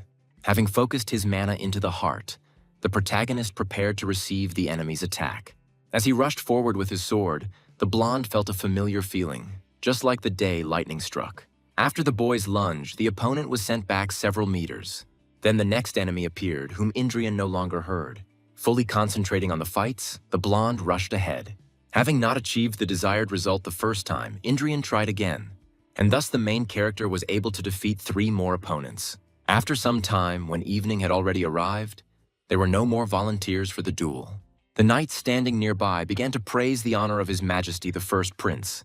The boy himself thought that, having stood against 1,000 waves in 100 battles, he would not falter even before the 9th wave. At the same time, a system window appeared in front of the boy with the appearance of a new stanza in the Anthem of Fighting Spirit. These were a few words, only now he rises, burning the sword. The Anthem of Duel has also been upgraded to a new rank of Outstanding, giving more power to its owner. Seeing a multitude of system windows in front of him, the main character was delighted. But at that very moment, the first prince fell to the ground due to lack of strength. The knight ran up and asked the boy if he was okay, after which he expressed universal respect for the victory won by His Highness. Following this, all the knights who had gathered nearby began to praise the first prince. Gruhorn himself couldn't understand what was happening, because recently all these people were ready to tear him apart. At this time, York noted how simple all the people present were by nature. The victory of the protagonist stirred their blood like nothing else. Bale, approaching the boy and noting his face, assumed that he expected to anger the knights. But in the end, a dignified defeat turned out to be more valuable than a dirty victory. The knights themselves noted how difficult it would still be for Dunham, since he would have to give up his sword. Lost in thought, Gruhorn thought about how all his knowledge had been forgotten and lost along with the mana heart. But still, something has remained unchanged throughout all these centuries. The ability to accept defeat with dignity and respect the strong is the true knightly spirit. After some time, the day came for the excursion to continue on its route. Holding his horse, the protagonist wished to see each other again in the future. An earl named York bowed his head and shared how he would pray for the health of the prince. Unexpectedly, the protagonist asked Valabin to keep everything that happened here a secret. In response, the man asked whether it would not be more profitable for the boy to make this public. Then Indrian, remembering one person, told how there was someone with whom he wanted to play a little. Towards evening, the first prince's people decided to stop their journey and spend the night in a vacant lot. Karl approached the blonde and said that he wanted to look around for safety. Turning around, Gruhorn saw how Arwen lowered her gaze and thought that she would soon get used to it. With these thoughts, the blonde headed to the tent and decided to rest. Adelia greeted the young gentleman who was standing in front of her. Remembering how he made a knight out of this girl, the boy could not understand why she was behaving like an ordinary servant.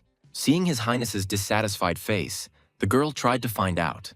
Laying down on the bed, Indrian responded by telling the girl not to pay attention and go. Looking at the ceiling, the protagonist thought about the fact that the Iron Lions were not what he expected.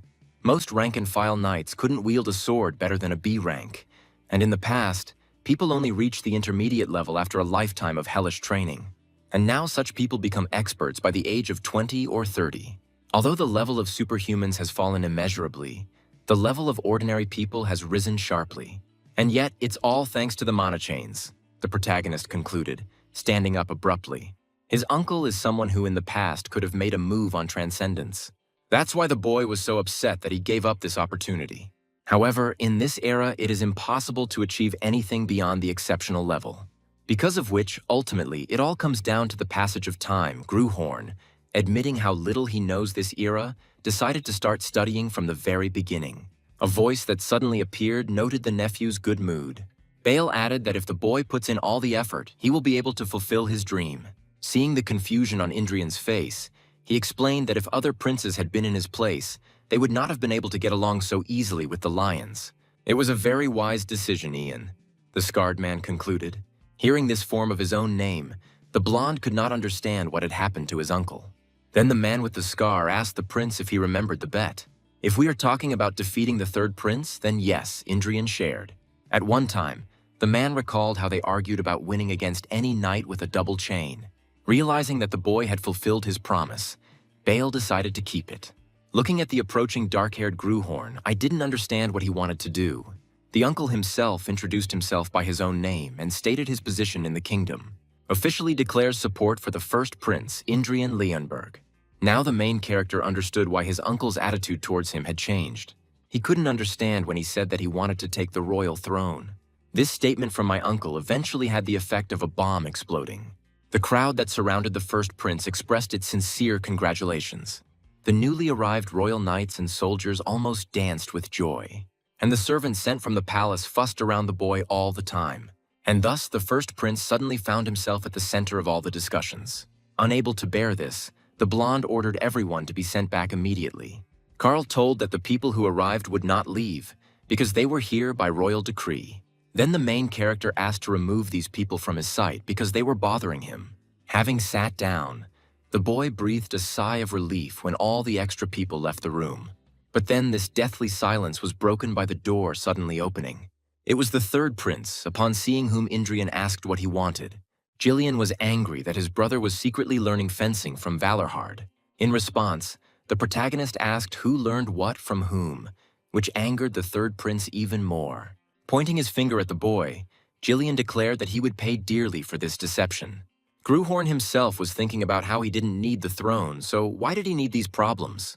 Returning to that day of personal conversations between uncle and nephew, Indrian shared how he does not intend to become king. Asking the man across from him why he started all this, the blonde received a smirk, after which the dark-haired man reminded how the county of Valorhard is the kingdom's shield from monsters.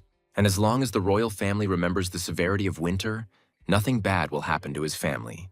In response, the first prince shared that he was always calm anyway.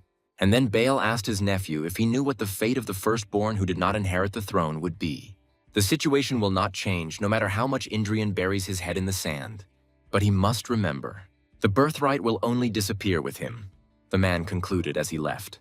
Left alone, Gruhorn thought about how no matter how much they asked him, he would not change his mind. Because all he needs is his power and strength achieved by transcendence. And such a trifle as the right to the throne was not something he would have given away. That's exactly what the boy thought. One day, a noble banquet began, gathering all the aristocrats of the kingdom. One of the people began to introduce the eldest son of the royal family who had entered the hall. It was, of course, the first prince, at whose mention the gaze of the aristocrats changed. It was at this banquet that the protagonist's thinking about the throne changed. Having descended to the people, the main character began to hear praise from all sides. Using the appraisal skill, the protagonist saw the snake heart trait in everyone present. This is the mark of evil karma accumulated by those who robbed others, took away and ruined other people's lives. But still, among such rabble, there were a couple of good aristocrats. Having noticed Taylor, His Majesty, without paying attention to anyone, greeted him. The shy, red-haired man thanked the young gentleman for the invitation. Looking at the red-haired man, the main character thought that although he was not a super specialist, at least he was not corrupt. Suddenly, the knight standing at the entrance turned to the attention of everyone present, and all because a noble man arrived, a marquis named Montpellier Bourgogne. Hearing this, the main character, surprised, quickly turned his gaze back. When the marquis entered, all the aristocrats gathered in the hall bowed their heads in gratitude. It turned out to be the ambassador of the Burgundy Empire, Quillon de Burgundy Montpellier. Having come down, the fat man, looking at the first prince, noticed how he had not seen him for a long time. And at that very moment, Gruhorn remembered who had that last name. In the past, Burgoyne was a sworn enemy, with whom he and the hero fought side by side 400 years ago. The bearer of this name, which has left countless scars on the body of this country. Suddenly, the blonde was brought out of these memories by a falling man with a glass of wine. In just a moment, the blue-eyed man was completely drenched in the contents of the glass. The old man, standing in front of the young gentleman, began to justify himself by saying that he was in a hurry to greet him, after which the aristocrat asked His Majesty for forgiveness. At this time, the ambassador of the Burgundy Empire, Quillon de Burgundy Montpellier, looked thoughtfully at the boy. Turning around, Indrian headed towards the exit, intending to change his clothes. Then he asked Carl, who had arrived, who the man was who had poured water on him. The knight said that this was a marquis belonging to the Bielefeld family. Noting how not everyone in this room was rotten, Gruhorn was even glad of the sharp cooling of his mind. When the boy was left alone, Baal Valorhard entered his room. He told how the Marquis of Bielefeld said that the prince looked like he was going to give him a thrashing. And it looks like he wasn't so wrong, the man concluded, seeing Indrian's face. In response, the blonde noted how he was not such a reckless person.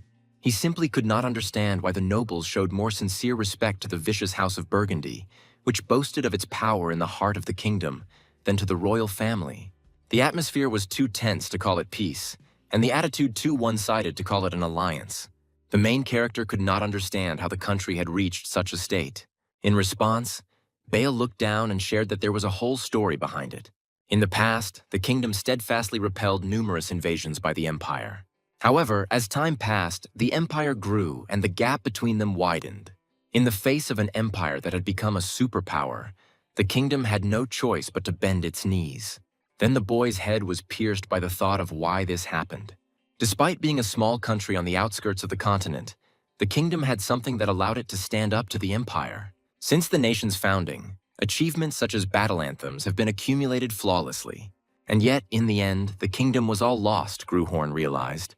With this thought, the protagonist turned to his uncle and told him how he had changed his mind. Not understanding what he was talking about, the dark-haired nephew asked him. In response, Indrian stated that he would try to take the royal throne. Hearing these words, the man with the scar could not hide his surprise. The blonde himself thought how he might regret this decision, but he would still try. After all, in the past, Gruhorn built half of this country with his own hands. On the second day of the banquet, the same aristocrats greeted the first prince and the Count of the North. When His Majesty turned his gaze to the people, they only looked in different directions, afraid of something. Watching this picture, I was amazed that the aristocrats had forgotten about etiquette. In the past, when Gruhorn's friends stood before the people, no one could have guessed that he would become king, because the future king was an ordinary village boy who escaped from the wilderness. Even among those who had been deprived of everything and exiled, he was not particularly honest. And yet the boy came out to meet the people despite everything. Appearing before them, the blonde showed his strength and power. How the main character now appears before the aristocrats who do not believe in him. Using the heart of mana, Indrian began to cover the entire banquet hall with his power. Next, a system window appeared with the activation of the king's anthem. However, due to the severity of this ability, only a quarter was used. Feeling intense pain, the prince noted how tolerable it was compared to the Dragonslayer's hymn, because this is a hymn of only hero rank, not mythical. However, there is no anthem more suitable for the current situation than this one. After which, those aristocrats who had recently forgotten about etiquette now bowed their heads. Rejoicing at his successful deed, Indrian wanted to tell people to raise their heads. But then the main character felt an alien force in the banquet hall. Taking off her hood, the white-haired elf shared her surprise. She couldn't believe that there was still someone left who remembered the forgotten hymns. Gruhorn himself, having examined the girl's face, immediately understood who she was. With this thought, the boy wondered what this crazy woman was doing here. A beautiful creation of God, a benevolent race that would not harm even a bug. Forest gardeners, creatures that live from 300 to 1,000 years, which people call elves. But all these are just pathetic tales. In reality, they are cruel predators who use beauty as bait for their victims. High elves are those who are born with the gift of the hero. They are the most dangerous of all. And a representative of this merciless race is standing right in front of the first prince.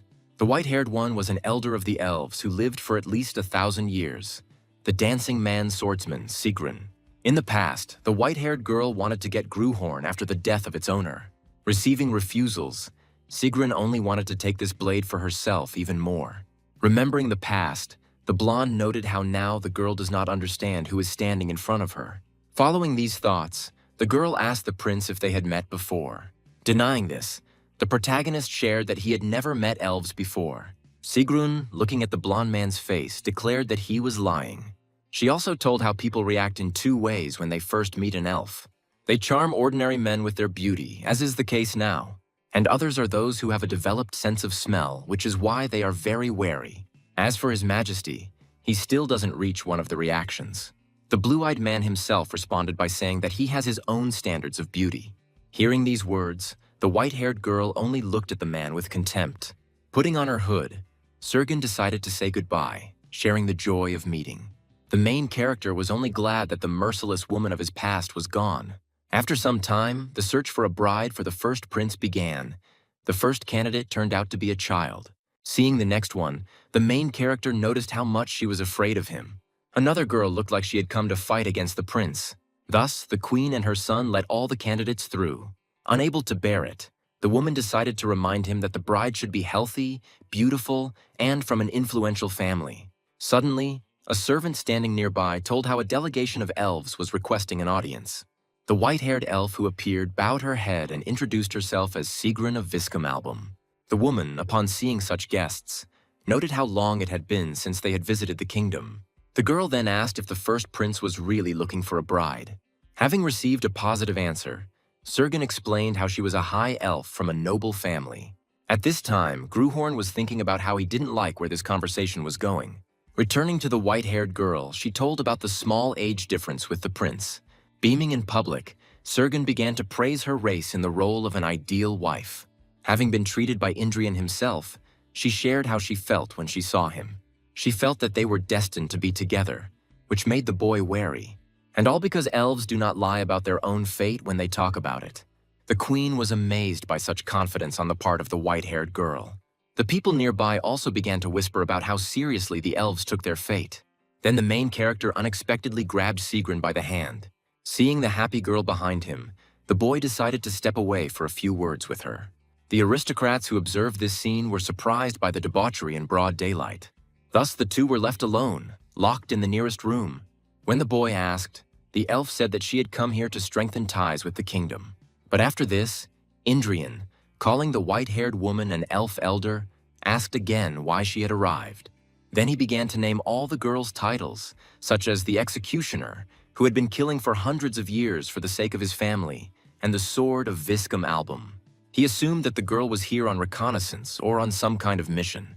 In response, trying to stop her laughter, Sergen asked the prince how he knew about her. It was then that the main character realized that the girl was a monster, whose strength he could not even estimate. And since the blonde sensed fate, it means there is immeasurable strength there, and she sees the past burned into Gruhorn's soul.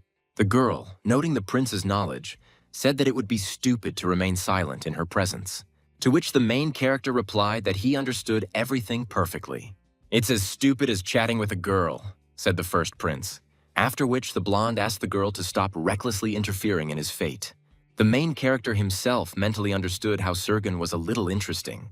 But if he does nothing, he will see his heart on the floor, which means he needs to increase his interest. Having dispelled her brutal aura, the girl, becoming very interested, asked the boy who he was. She called the blonde a genius, hated by his father, but still wanted to know more. In response, Indrian told the white-haired girl to wait, because she would be able to find out everything herself. Feeling a strange feeling, the elf shared how she no longer understood why she was sent here to carry out a mission. But at the same moment, looking at the prince, Sigrun concluded that it was for his sake. Feeling her gaze on him, the fair-haired Gruhorn noted that she gave him goosebumps every time. And after some time, the couple returned to the room holding hands. Appearing before his mother, the first prince told her how he had news for her. Forcing a smile, Indrian announced that he and Sigrunia were getting engaged. He himself could not believe that the day would come when he would call the name of that elf with such tenderness. The boy does all this for one reason only, to maintain interest in himself. The main character then turned to his mother and shared how he wanted to take a break to think about the future. In response, the queen called her son's words reasonable while he was thinking about it. About how Sergen will wait until he is finally ready for marriage. The main character will have to become stronger in order to escape and save himself from the elf. After some time, somewhere in the middle of the third prince's room, a cup was broken. Jillian couldn't contain his anger when he thought about his brother Indrian. After all, not long ago, Uncle suddenly announced that he supported the first prince, and then obtained the main flower of the Iron Lions. And now he managed to get his hands on the elf, at the sight of whom Jillian was very envious. With these thoughts, the third prince remembered the approaching duel. He intended to crush Indrian, anticipating the look on his face after losing. Thus, after a few days, the desired duel took place. Yawning, the protagonist could not understand why so much chatter was needed for the sake of a couple of sword swings. Jillian himself asked if his brother liked the crowd of spectators that had been brought in.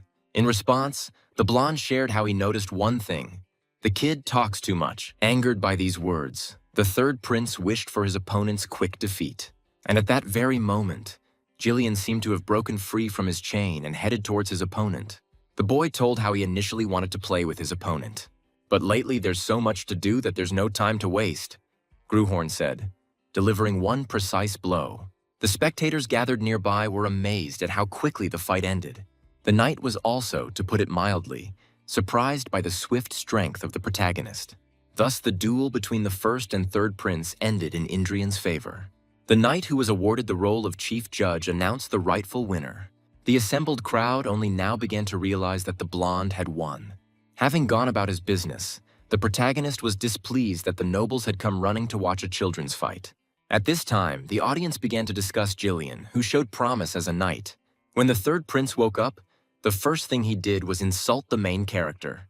Following this, he ordered the maids to prepare his equipment. He intended to take revenge. A voice suddenly appeared and addressed His Highness, trying to tell him something. Namely, that the first prince left the capital with Count Wallerhard immediately after the duel. There was a rumor going around among people about how the boy headed to the north, where the Valorhards live. Watching his nephew, Bale noted how well he had become able to sit in the saddle. Following this, the man with the scar asked the prince why he was in such a hurry, since the banquet had just ended. In response to this, the main character stated that there was no place for him in the capital. He had no intention of pitifully clinging to those who did not recognize the master of their country, currying favor with the imperialists. Then the blonde asked if soldiers weren't more suitable for him than nobles. Because if you endure all kinds of hardships with someone, attachment will appear where there was none. Bale himself shared how he can't shake the feeling that the prince is acting too recklessly. The main character thought that if he hesitated, he would really have to marry Sergun. And in the past, everyone she was interested in ended badly, which means he needs to gain strength. Not being in the peaceful capital, he intended to hone his techniques, to accelerate one's own growth in spite of everything that lies ahead, desiring to achieve freedom. And for all this, the first prince decided to move to a place where people are tested for strength, the place where the most formidable battle hymns, possessing enormous power, were born. This place was the most ordinary battlefield, taking lives. Pointing to the valleys, Bale explained that they were called the Blade Mountains, the border that his family protected. Then the dark-haired man noticed the main character's trembling and invited him to get into the carriage, to which the boy replied that this way he would get used to the biting cold faster. Suddenly, the familiar voice of the teacher was heard from the carriage, identifying himself as a problem. But he still decided to take advantage of the chance to see the north and write his book. Returning to the main character, he noticed his knight walking next to him. It was Arwen, whose face showed the weight of the journey she had taken. Then Indrian, emphasizing his ally's red cheeks, asked if he was okay. The girl responded by saying that she was fine, and that as a knight she was not supposed to seek her own comfort. Hearing this answer, the protagonist thought how good it was to have at least someone full of enthusiasm. But on the other hand, there were sour faces because they were dragged here by order. If Carl were here, it would have been better. Returning to the past, the royal voice reminded how the knights of the royal order are not the prince's personal servants. In addition, the king doubted that Indrian had truly accepted them as knights. And in the end, the grandfather on the throne was too greedy to let Carl go with the main character. Noting the king's excessive attitude, Gruhorn recalled the unknown atrocities of the body's previous owner. By this time, a snowstorm had begun, and at the sight of it, Bale suggested speeding up. After all, if they don't hurry, we'll get stuck in the snow that's piled up under our feet. Yet, the snowfall turned into a blizzard in an instant, and a heavy march began when even the voice of the person walking next to you could not be heard. Using the chain, the dark-haired man ordered them to leave the carriages and go on foot. The main character himself was amazed at how his uncle used mana. Without wasting any time, the blonde turned to Adelia, who was sitting inside the carriage. Embarrassed, the girl took the prince's hand and thanked him for his help. Adelia ran up and asked the young gentleman if he was okay. At this time, the knights nearby were amazed by the worsening conditions of the route. Seeing this picture, the main character immediately ordered the dark-haired girl to look after Adelia. The boy who arrived in time called the knights fools and ordered them to drop their shields. After all, with such an armored door, they will get tired after 100 meters. With these words, Indrian ordered to throw away everything unnecessary except the swords. The Knights of Valorhard walking nearby were amazed that the prince had experience in crossing mountainous terrain. Continuing on our way, every step in the snowstorm was incredibly difficult. The main character and his allies were already very tired, but they did not give up. Suddenly, the main character noticed something behind his back. Running up to the knights, the first prince began to push them, ordering them to move forward. Indrian himself, to the surprise of those present, took upon himself the knight who had fallen without strength. Noticing how his people had stopped again, the boy decided to remind them what to do. And fortunately, the blizzard couldn't last forever, which everyone was only glad about. After some time, the exhausted knight whom the prince was carrying found himself on the ground. By this time, the sky had cleared up, as if there had never been a storm. At this time, Baal Valorhard headed towards the huge gates of the castle. Turning to the prince, he greeted his majesty as the commander of the 3rd Legion of the kingdom, at the sight of which, an unprecedented admiration appeared on the face of the main character. Then the dark-haired man added, looking at Indrian, "Welcome, nephew. Winter Castle, a fortress on the kingdom's northernmost border, a citadel built to keep monsters at bay." The royal knight spoke of this place as a darkness to which only a fool would return. At one time, the nobles argue about the political weight of the Winter Castle in the kingdom. But for those who were born and raised in this place, everything looks different. Defending this fortress is a great pride and duty to the Valorhard family. Turning to Vincent, the uncle told him that he was resuming his duties as commander. The young man then shared how glad he was that his father had returned safe and sound. A voice suddenly appeared and addressed Baal, noting that he did not know that he had a son. Noticing the dark-haired Indrian's face, he noted how similar he was to his father in his gloominess. Then the man with the scar introduced his majesty to his own son. The young man bowed and introduced himself as Vincent from the House of Valorhard. The main character himself also shared with the person opposite how happy he was. At one time, the dark-haired man thought that the Winter Castle was only for true warriors. This is no place for a scoundrel expelled from the capital for drunkenness and debauchery. Looking at the first prince, Vincent wondered why his father had brought him. With this thought, the young man turned to Baal and asked what was going on. He decided to remind them how he became the patron of the first prince, which is why Indrian will remain with them for now. Hearing such sudden news, he noted how his father had previously disowned his nephew. Fixing his gaze on the protagonist, the man stated that people can change. The dark-haired man turned to his son and decided to ask him for one thing, so that Vincent could look at the first prince without any prejudice. After some time, finding himself inside the castle, Baal inquired about clearing out the monster tribes.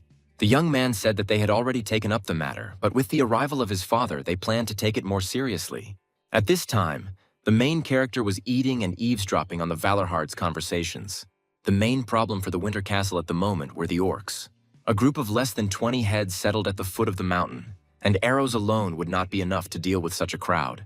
Therefore, a selection of knights is now underway for the garrison against monsters. Unexpectedly, the main character joined the conversation, reaching for the figurine. The first prince declared to all present that he would deal with the orcs himself. At one time, the people standing nearby decided to remind them that the orcs of the Bladed Mountains were unusual. Then the dark-haired man asked Vincent how many individuals lived at the foot in his opinion. He also told how they had already counted a group of 20 orcs, consisting of warriors and shamans. The man with the scar received this information and asked Indrian if he was confident in himself. Understanding what was going on, Vincent shouted at his father, trying to stop him. The main character just smiled and thought about how the boy opposite needed to shut up. Ignoring the dark-haired man next to him, Baal asked Indrian the next question, what he needed. The blonde responded by asking for 3 guides and equipment for his people. Vincent, standing nearby, could not believe that some scoundrel would be able to complete the task. When the main character found himself with his equipped knights, he ordered them to advance. Hearing the question, Gruhorn told how they received the task of destroying the orcs. A mustachioed man from the crowd once reminded them that their task was to protect the prince, to which the boy emphasized how people would still have to follow him on his mission, for his own safety. Heading down the corridor, the first prince asked to be reported when the knights received their equipment. Gruhorn himself thought about how these people should help him for the sake of the royal decree. Using his appraisal ability, the boy noticed how all the knights had good skills. But among this crowd, there was one red-haired man named Joseph with a talent for interrogation and disguise. When the time came to set off, it turned out that Vincent would be the guide. He told how if they failed the task, the consequences would be serious. The main character, in response, emphasized how the boy opposite was very afraid. Trying to use the appraisal skill failed for Gruhorn, which means he has at least 3 chains. And behind the dark-haired one, there is only 1 ranger.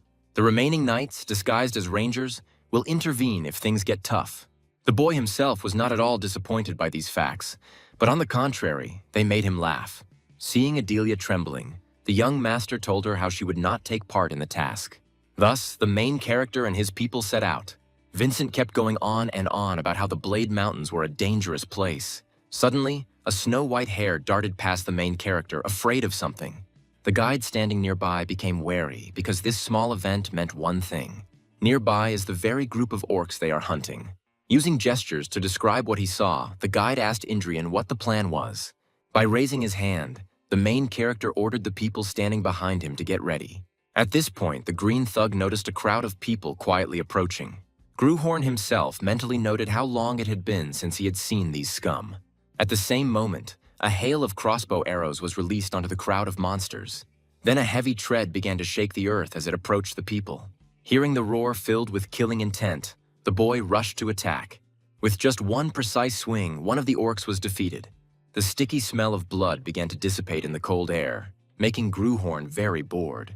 Looking at his opponents, the boy noted how long he had longed to feel the air of the battlefield. Seeing how the young gentleman was about to rush forward, she shouted at him not to make mistakes. In response, the first prince ordered his people not to interfere. After all, if you stumble, the merciless battlefield will draw you in and not let you go back. More than 400 years ago, when the orcs were not monsters, but the proud rulers of the continent, a song was born of a miserable man who left no name in history. A man whose hatred for the orcs burned brighter than the sun in a clear sky. The funeral song of a father whose strength was exhausted in endless battles with monsters. It was the fleeting song of an extraordinary avenger of the entire orc race. At that moment, a system window appeared in front of the main character with the activation of the Poem of Revenge. Back in time, a small bag filled with gold was thrown onto the table. The man told his red-haired acquaintance how he would not have to fight in the Winter Castle. In addition, he was sure that the first prince would probably lock himself within 4 walls. It's not this scoundrel that's important, but Valorhard, the red-haired one, was supposed to monitor everything that was happening in the castle and report. Then the same man asked the person opposite if he could handle the task. In response, the red-haired man asked the Count of the royal court not to worry about the execution. Now he remembered his own words when faced with danger. A menacing orc appeared before the knights with the intention of beating the humans with his club. Standing behind, Arvin ordered the front row to hold formation and move forward. The next moment, right in front of the red-haired man, the allies' shield was bent. Watching this picture, he wondered what he should do.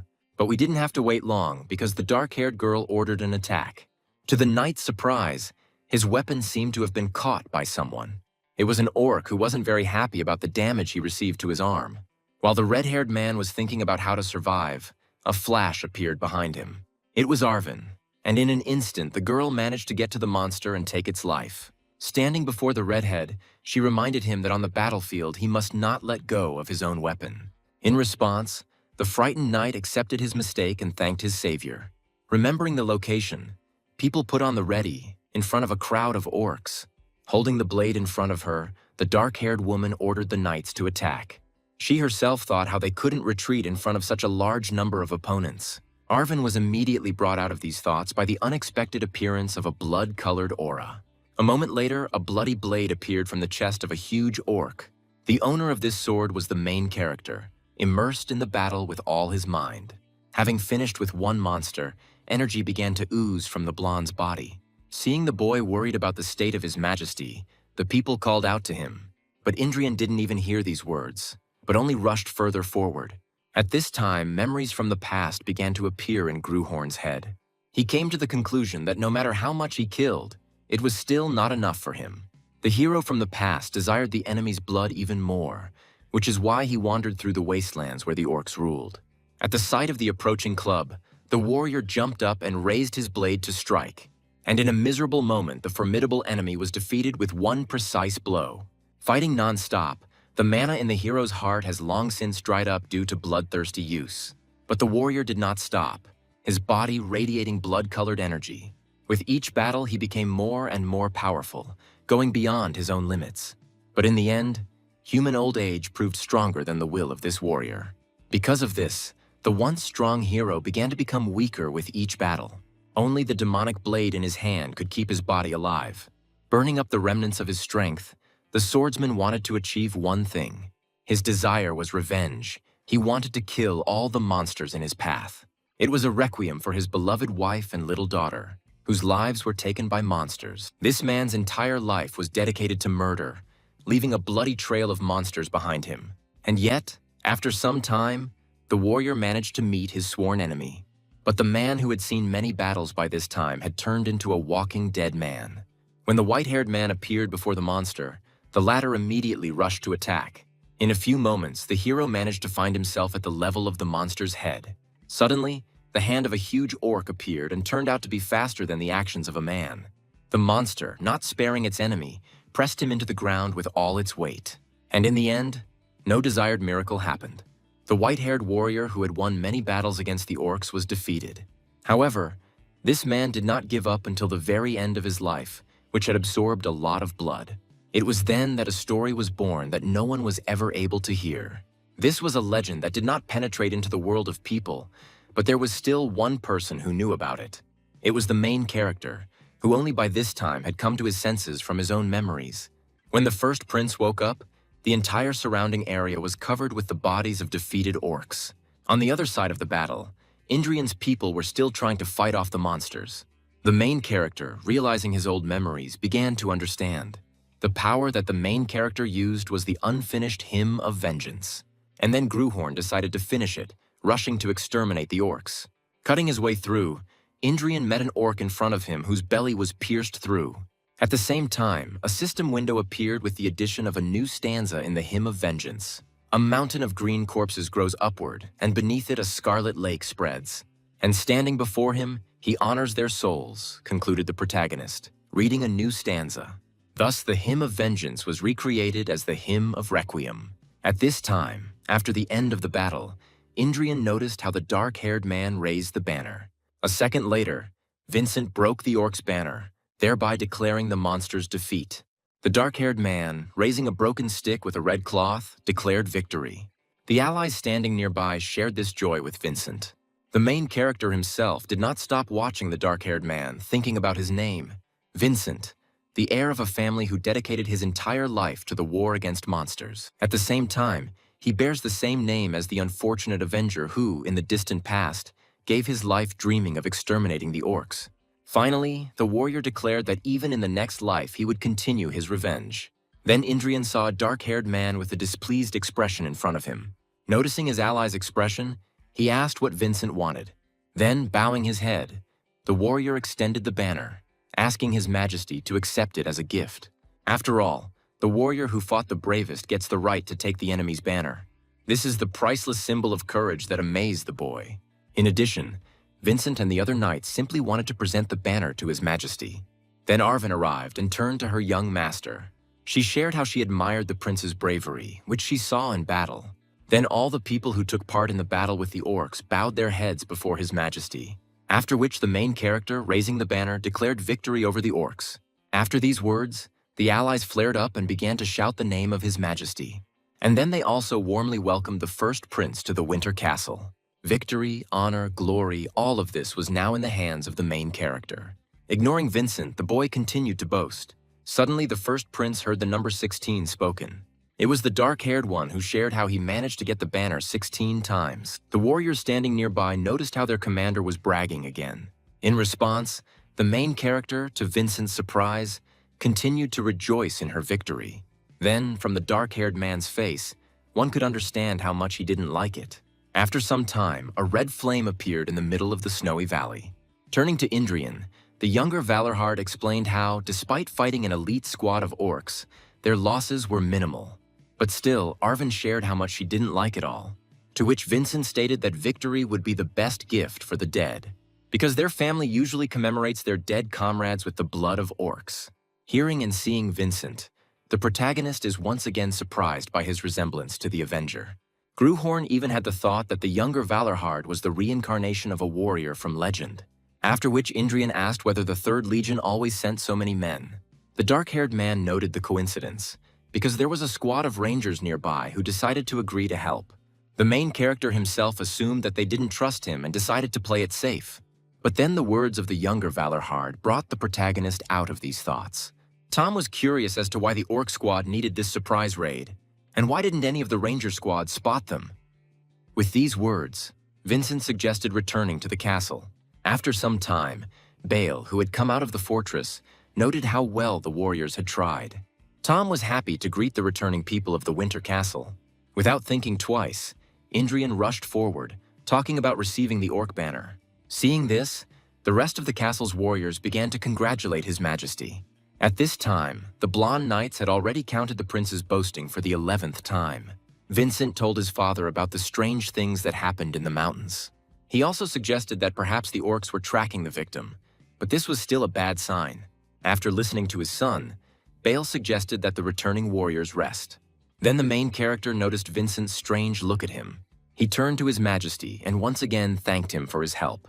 The boy once emphasized how the younger Wallerhard looked down on him. Arvin, who was standing nearby, said that this is just the kind of person he is, and his opinion is not so easy to change. Suddenly, the fair-haired man heard a female voice calling out to him. It was Adelia, very happy about the return of the main character. Running up to the prince, she shared how afraid she was that something might happen to him. In response to these words, the first prince asked his knight if he knew what the object in his hand was. Once in his room, Indrin was told that in a few days another squad of rangers would be sent out on patrol. Vincent added how they don't know what to expect in the mountains, which is why they choose the best warriors. And that means His Majesty shouldn't go with them, the dark-haired man concluded. Indrian asked Vincent, who came to his room to tell him just about this. In his mind, the blonde assumed that his uncle wanted them to become friends. Understanding this, the protagonist told the dark-haired man to go because he needed to rest. Left alone, Gruhorn looked at the orc banner he had received on the table. Recalling recent events, he noted how he found himself in the thick of battle and was able to perform the battle hymn perfectly. The boy understood how he would go through the same thing over and over again. Yet none of the battle hymns were actually created by Gruhorn. But even with so much knowledge, he emphasized how the time had come to create a personal one. It is then that the hymn of desired vengeance will turn into a funeral hymn. A sudden sound behind the blonde man brought him out of his thoughts. Surprised by such suddenness, the main character quickly turned his head. There he saw a bird on the windowsill beating its beak against the glass. At that very moment, the blue-eyed man realized that this was no ordinary bird. And then the creature in white plumage began to scream furiously, looking at Indrian. A few moments later, this bird appeared on the table in front of the main character. Looking at it, he noted that it was clear that it did not appear there on its own. And at the same moment, the bird asked the boy if he liked her gift. Understanding that Sergun, the main character, was more impressed by some gift. After which, realizing it, he asked his interlocutor if the group of orcs had really appeared because of her. The girl replied that she only wanted His Highness to fight worthy opponents, and she hopes that he appreciated her concern, concluded the white-haired woman on the other side. Gruhorn himself was unhappy with these words, because several trackers died because of the long-eared one. All elves are such perverts. She must have had a lot of fun watching the battle, Indrian suggested. Sergun also noted how impressive it was to see the anthem directed at the entire orc clan. Hearing these words, the boy thought about what the elves call goodwill. Not intending to clownish around for long, the first prince asked his interlocutor to get down to business. Sigrun said that she would wait impatiently for the day when His Majesty would open his heart. Once on the boy's shoulder, the bird told him how deep in the mountains there was something the prince needed. There slumbers a very ancient creature, and if you use its story as text, you'll get an excellent hymn. Hearing this, the protagonist began to think about getting a new anthem. Sergun shared that unfortunately the bird has little time left, and when the girl said goodbye, the skinny carcass of the bird exploded right on Indrian's shoulder. Finding himself near the blood, the fair-haired man noted how the long-eared one decided to annoy him as much as possible. Finding himself in deep thought, the protagonist understood perfectly well what Sergun wanted from him. After all, the elves are able to hear and repeat the hymns, but they will never become their true voice, those who embody the meaning. They weave other people's hymns into their melodies and sing in the dance of swords, and most likely Sergun needs a new hymn for the boy. But even realizing all this, the first prince decided to play along this time. The next day, on the walls of the fortress, the warriors discussed the depths of the mountains. Vincent shared how no one had ever returned from the very depths of the snowy distance. When the blonde asked if this was true, the dark-haired man added that people returned only in parts, and their task is to contain the monsters descending from the mountains, not to explore them. In the past, because of the knights who scoured the world to achieve transcendence, there are almost no unexplored places or secrets left in the world, but here there is a kind of forbidden zone. Thinking about this, Gruhorn came to the conclusion that coming here had been a good decision in many ways. Suddenly, the dark-haired man standing nearby decided to say something to the prince just in case. It was he who asked the blonde not to think about going deep into the mountains. In response, the main character agreed, asking the younger Valorhard to calm down. The first prince himself thought that everything would be fine with him. As the boy wiped his blade, he wondered what was inside these mountains. He wanted more and more to rush there right now, but he understood that the time had not yet come, because he needs more victories and more experience, and in the castle all this can be achieved. At that very moment, to the surprise of everyone present, the man on the wall blew his horn. Having dug in, the warriors began to prepare for the upcoming battle in the fortress. Finding himself on the castle wall, the protagonist saw people preparing under the command of Bale. Without wasting any time, the protagonist asked his uncle what was going on. The dark-haired man responded by telling his nephew to look at the snowy mountains. When the first prince looked there, he saw several people shouting about danger. In addition, the warriors were scared to death of something, which only increased their speed. Seeing this whole picture with the trackers, Gruhorn asked himself another question. What are they running from? The warriors standing on the walls of the fortress began to shout to their allies to hurry. And all because wolf riders appeared behind this trio. The rangers, without losing their pace, were getting closer and closer to the gates of the fortress. But because of the short range of the bows, the people were unable to be saved. Watching this picture, Indrian noticed something strange. But Bale said that the orcs were just playing. Suddenly, one of the three trackers stopped, to everyone's surprise. He understood that at this rate they would all be killed in a matter of mere moments. And then, with tears in his eyes, the warrior decided to take a desperate step. He wanted to stop the orcs. Holding his blade in front of him, the warrior, calling himself the Ranger of the Great Valorhard, ordered the monsters to attack. The people standing on the fortress wall began to scream frantically, asking their ally to run to them. But in the end, in a mere moment, this tracker was caught by the wolf. Seeing how their captain was seriously wounded, the warriors decided to rush to help. And a moment later, under the pressure of the monster's heavy paw, the second ranger was also defeated. And on the other side, a huge orc axe was thrown at the third warrior. Seeing this whole picture, the dark-haired man allowed the soldiers who were not part of the guard to go down, from which fear began to appear on the warriors' faces due to what they saw as the instant killing of the three rangers. Bale told his nephew, thirsty for answers, that if he had sent an army, they would have been eaten just as quickly. Common sense doesn't work in monster fights, concluded Bale Wallerhard. Vincent joined in, adding that the monsters don't care about the damage done to their allies. They're only interested in carnage. And because winter has only just begun, they cannot act rashly. After which, one of the warriors noticed that the horsemen were approaching again. At one time, the orcs, along with their wolves, grabbed the bodies of the rangers. Taking up the telescope, the man was amazed and delighted by what he saw. He saw that his ally was still moving, which meant that he was alive. Noting the strangeness in the monster's characters, Bale suggested that this winter would be unusual. The main character himself realized how the elf had a hand in this event. And then, among the wolf riders, an orc with a distinctive appearance appeared, at the sight of which, Gruhorn immediately felt the radiating aura of this monster. The next moment, the orc with the banner began to make strange sounds, hearing which, Vincent assumed that he was going to carry out an execution or something similar. Putting his hand on the dark-haired Indrian's shoulder, he explained that this was not so. Coming closer to the edge of the walls, the first prince added that the monsters were not trying to carry out an execution. They challenged people to a duel, the protagonist declared in front of the Valorhards.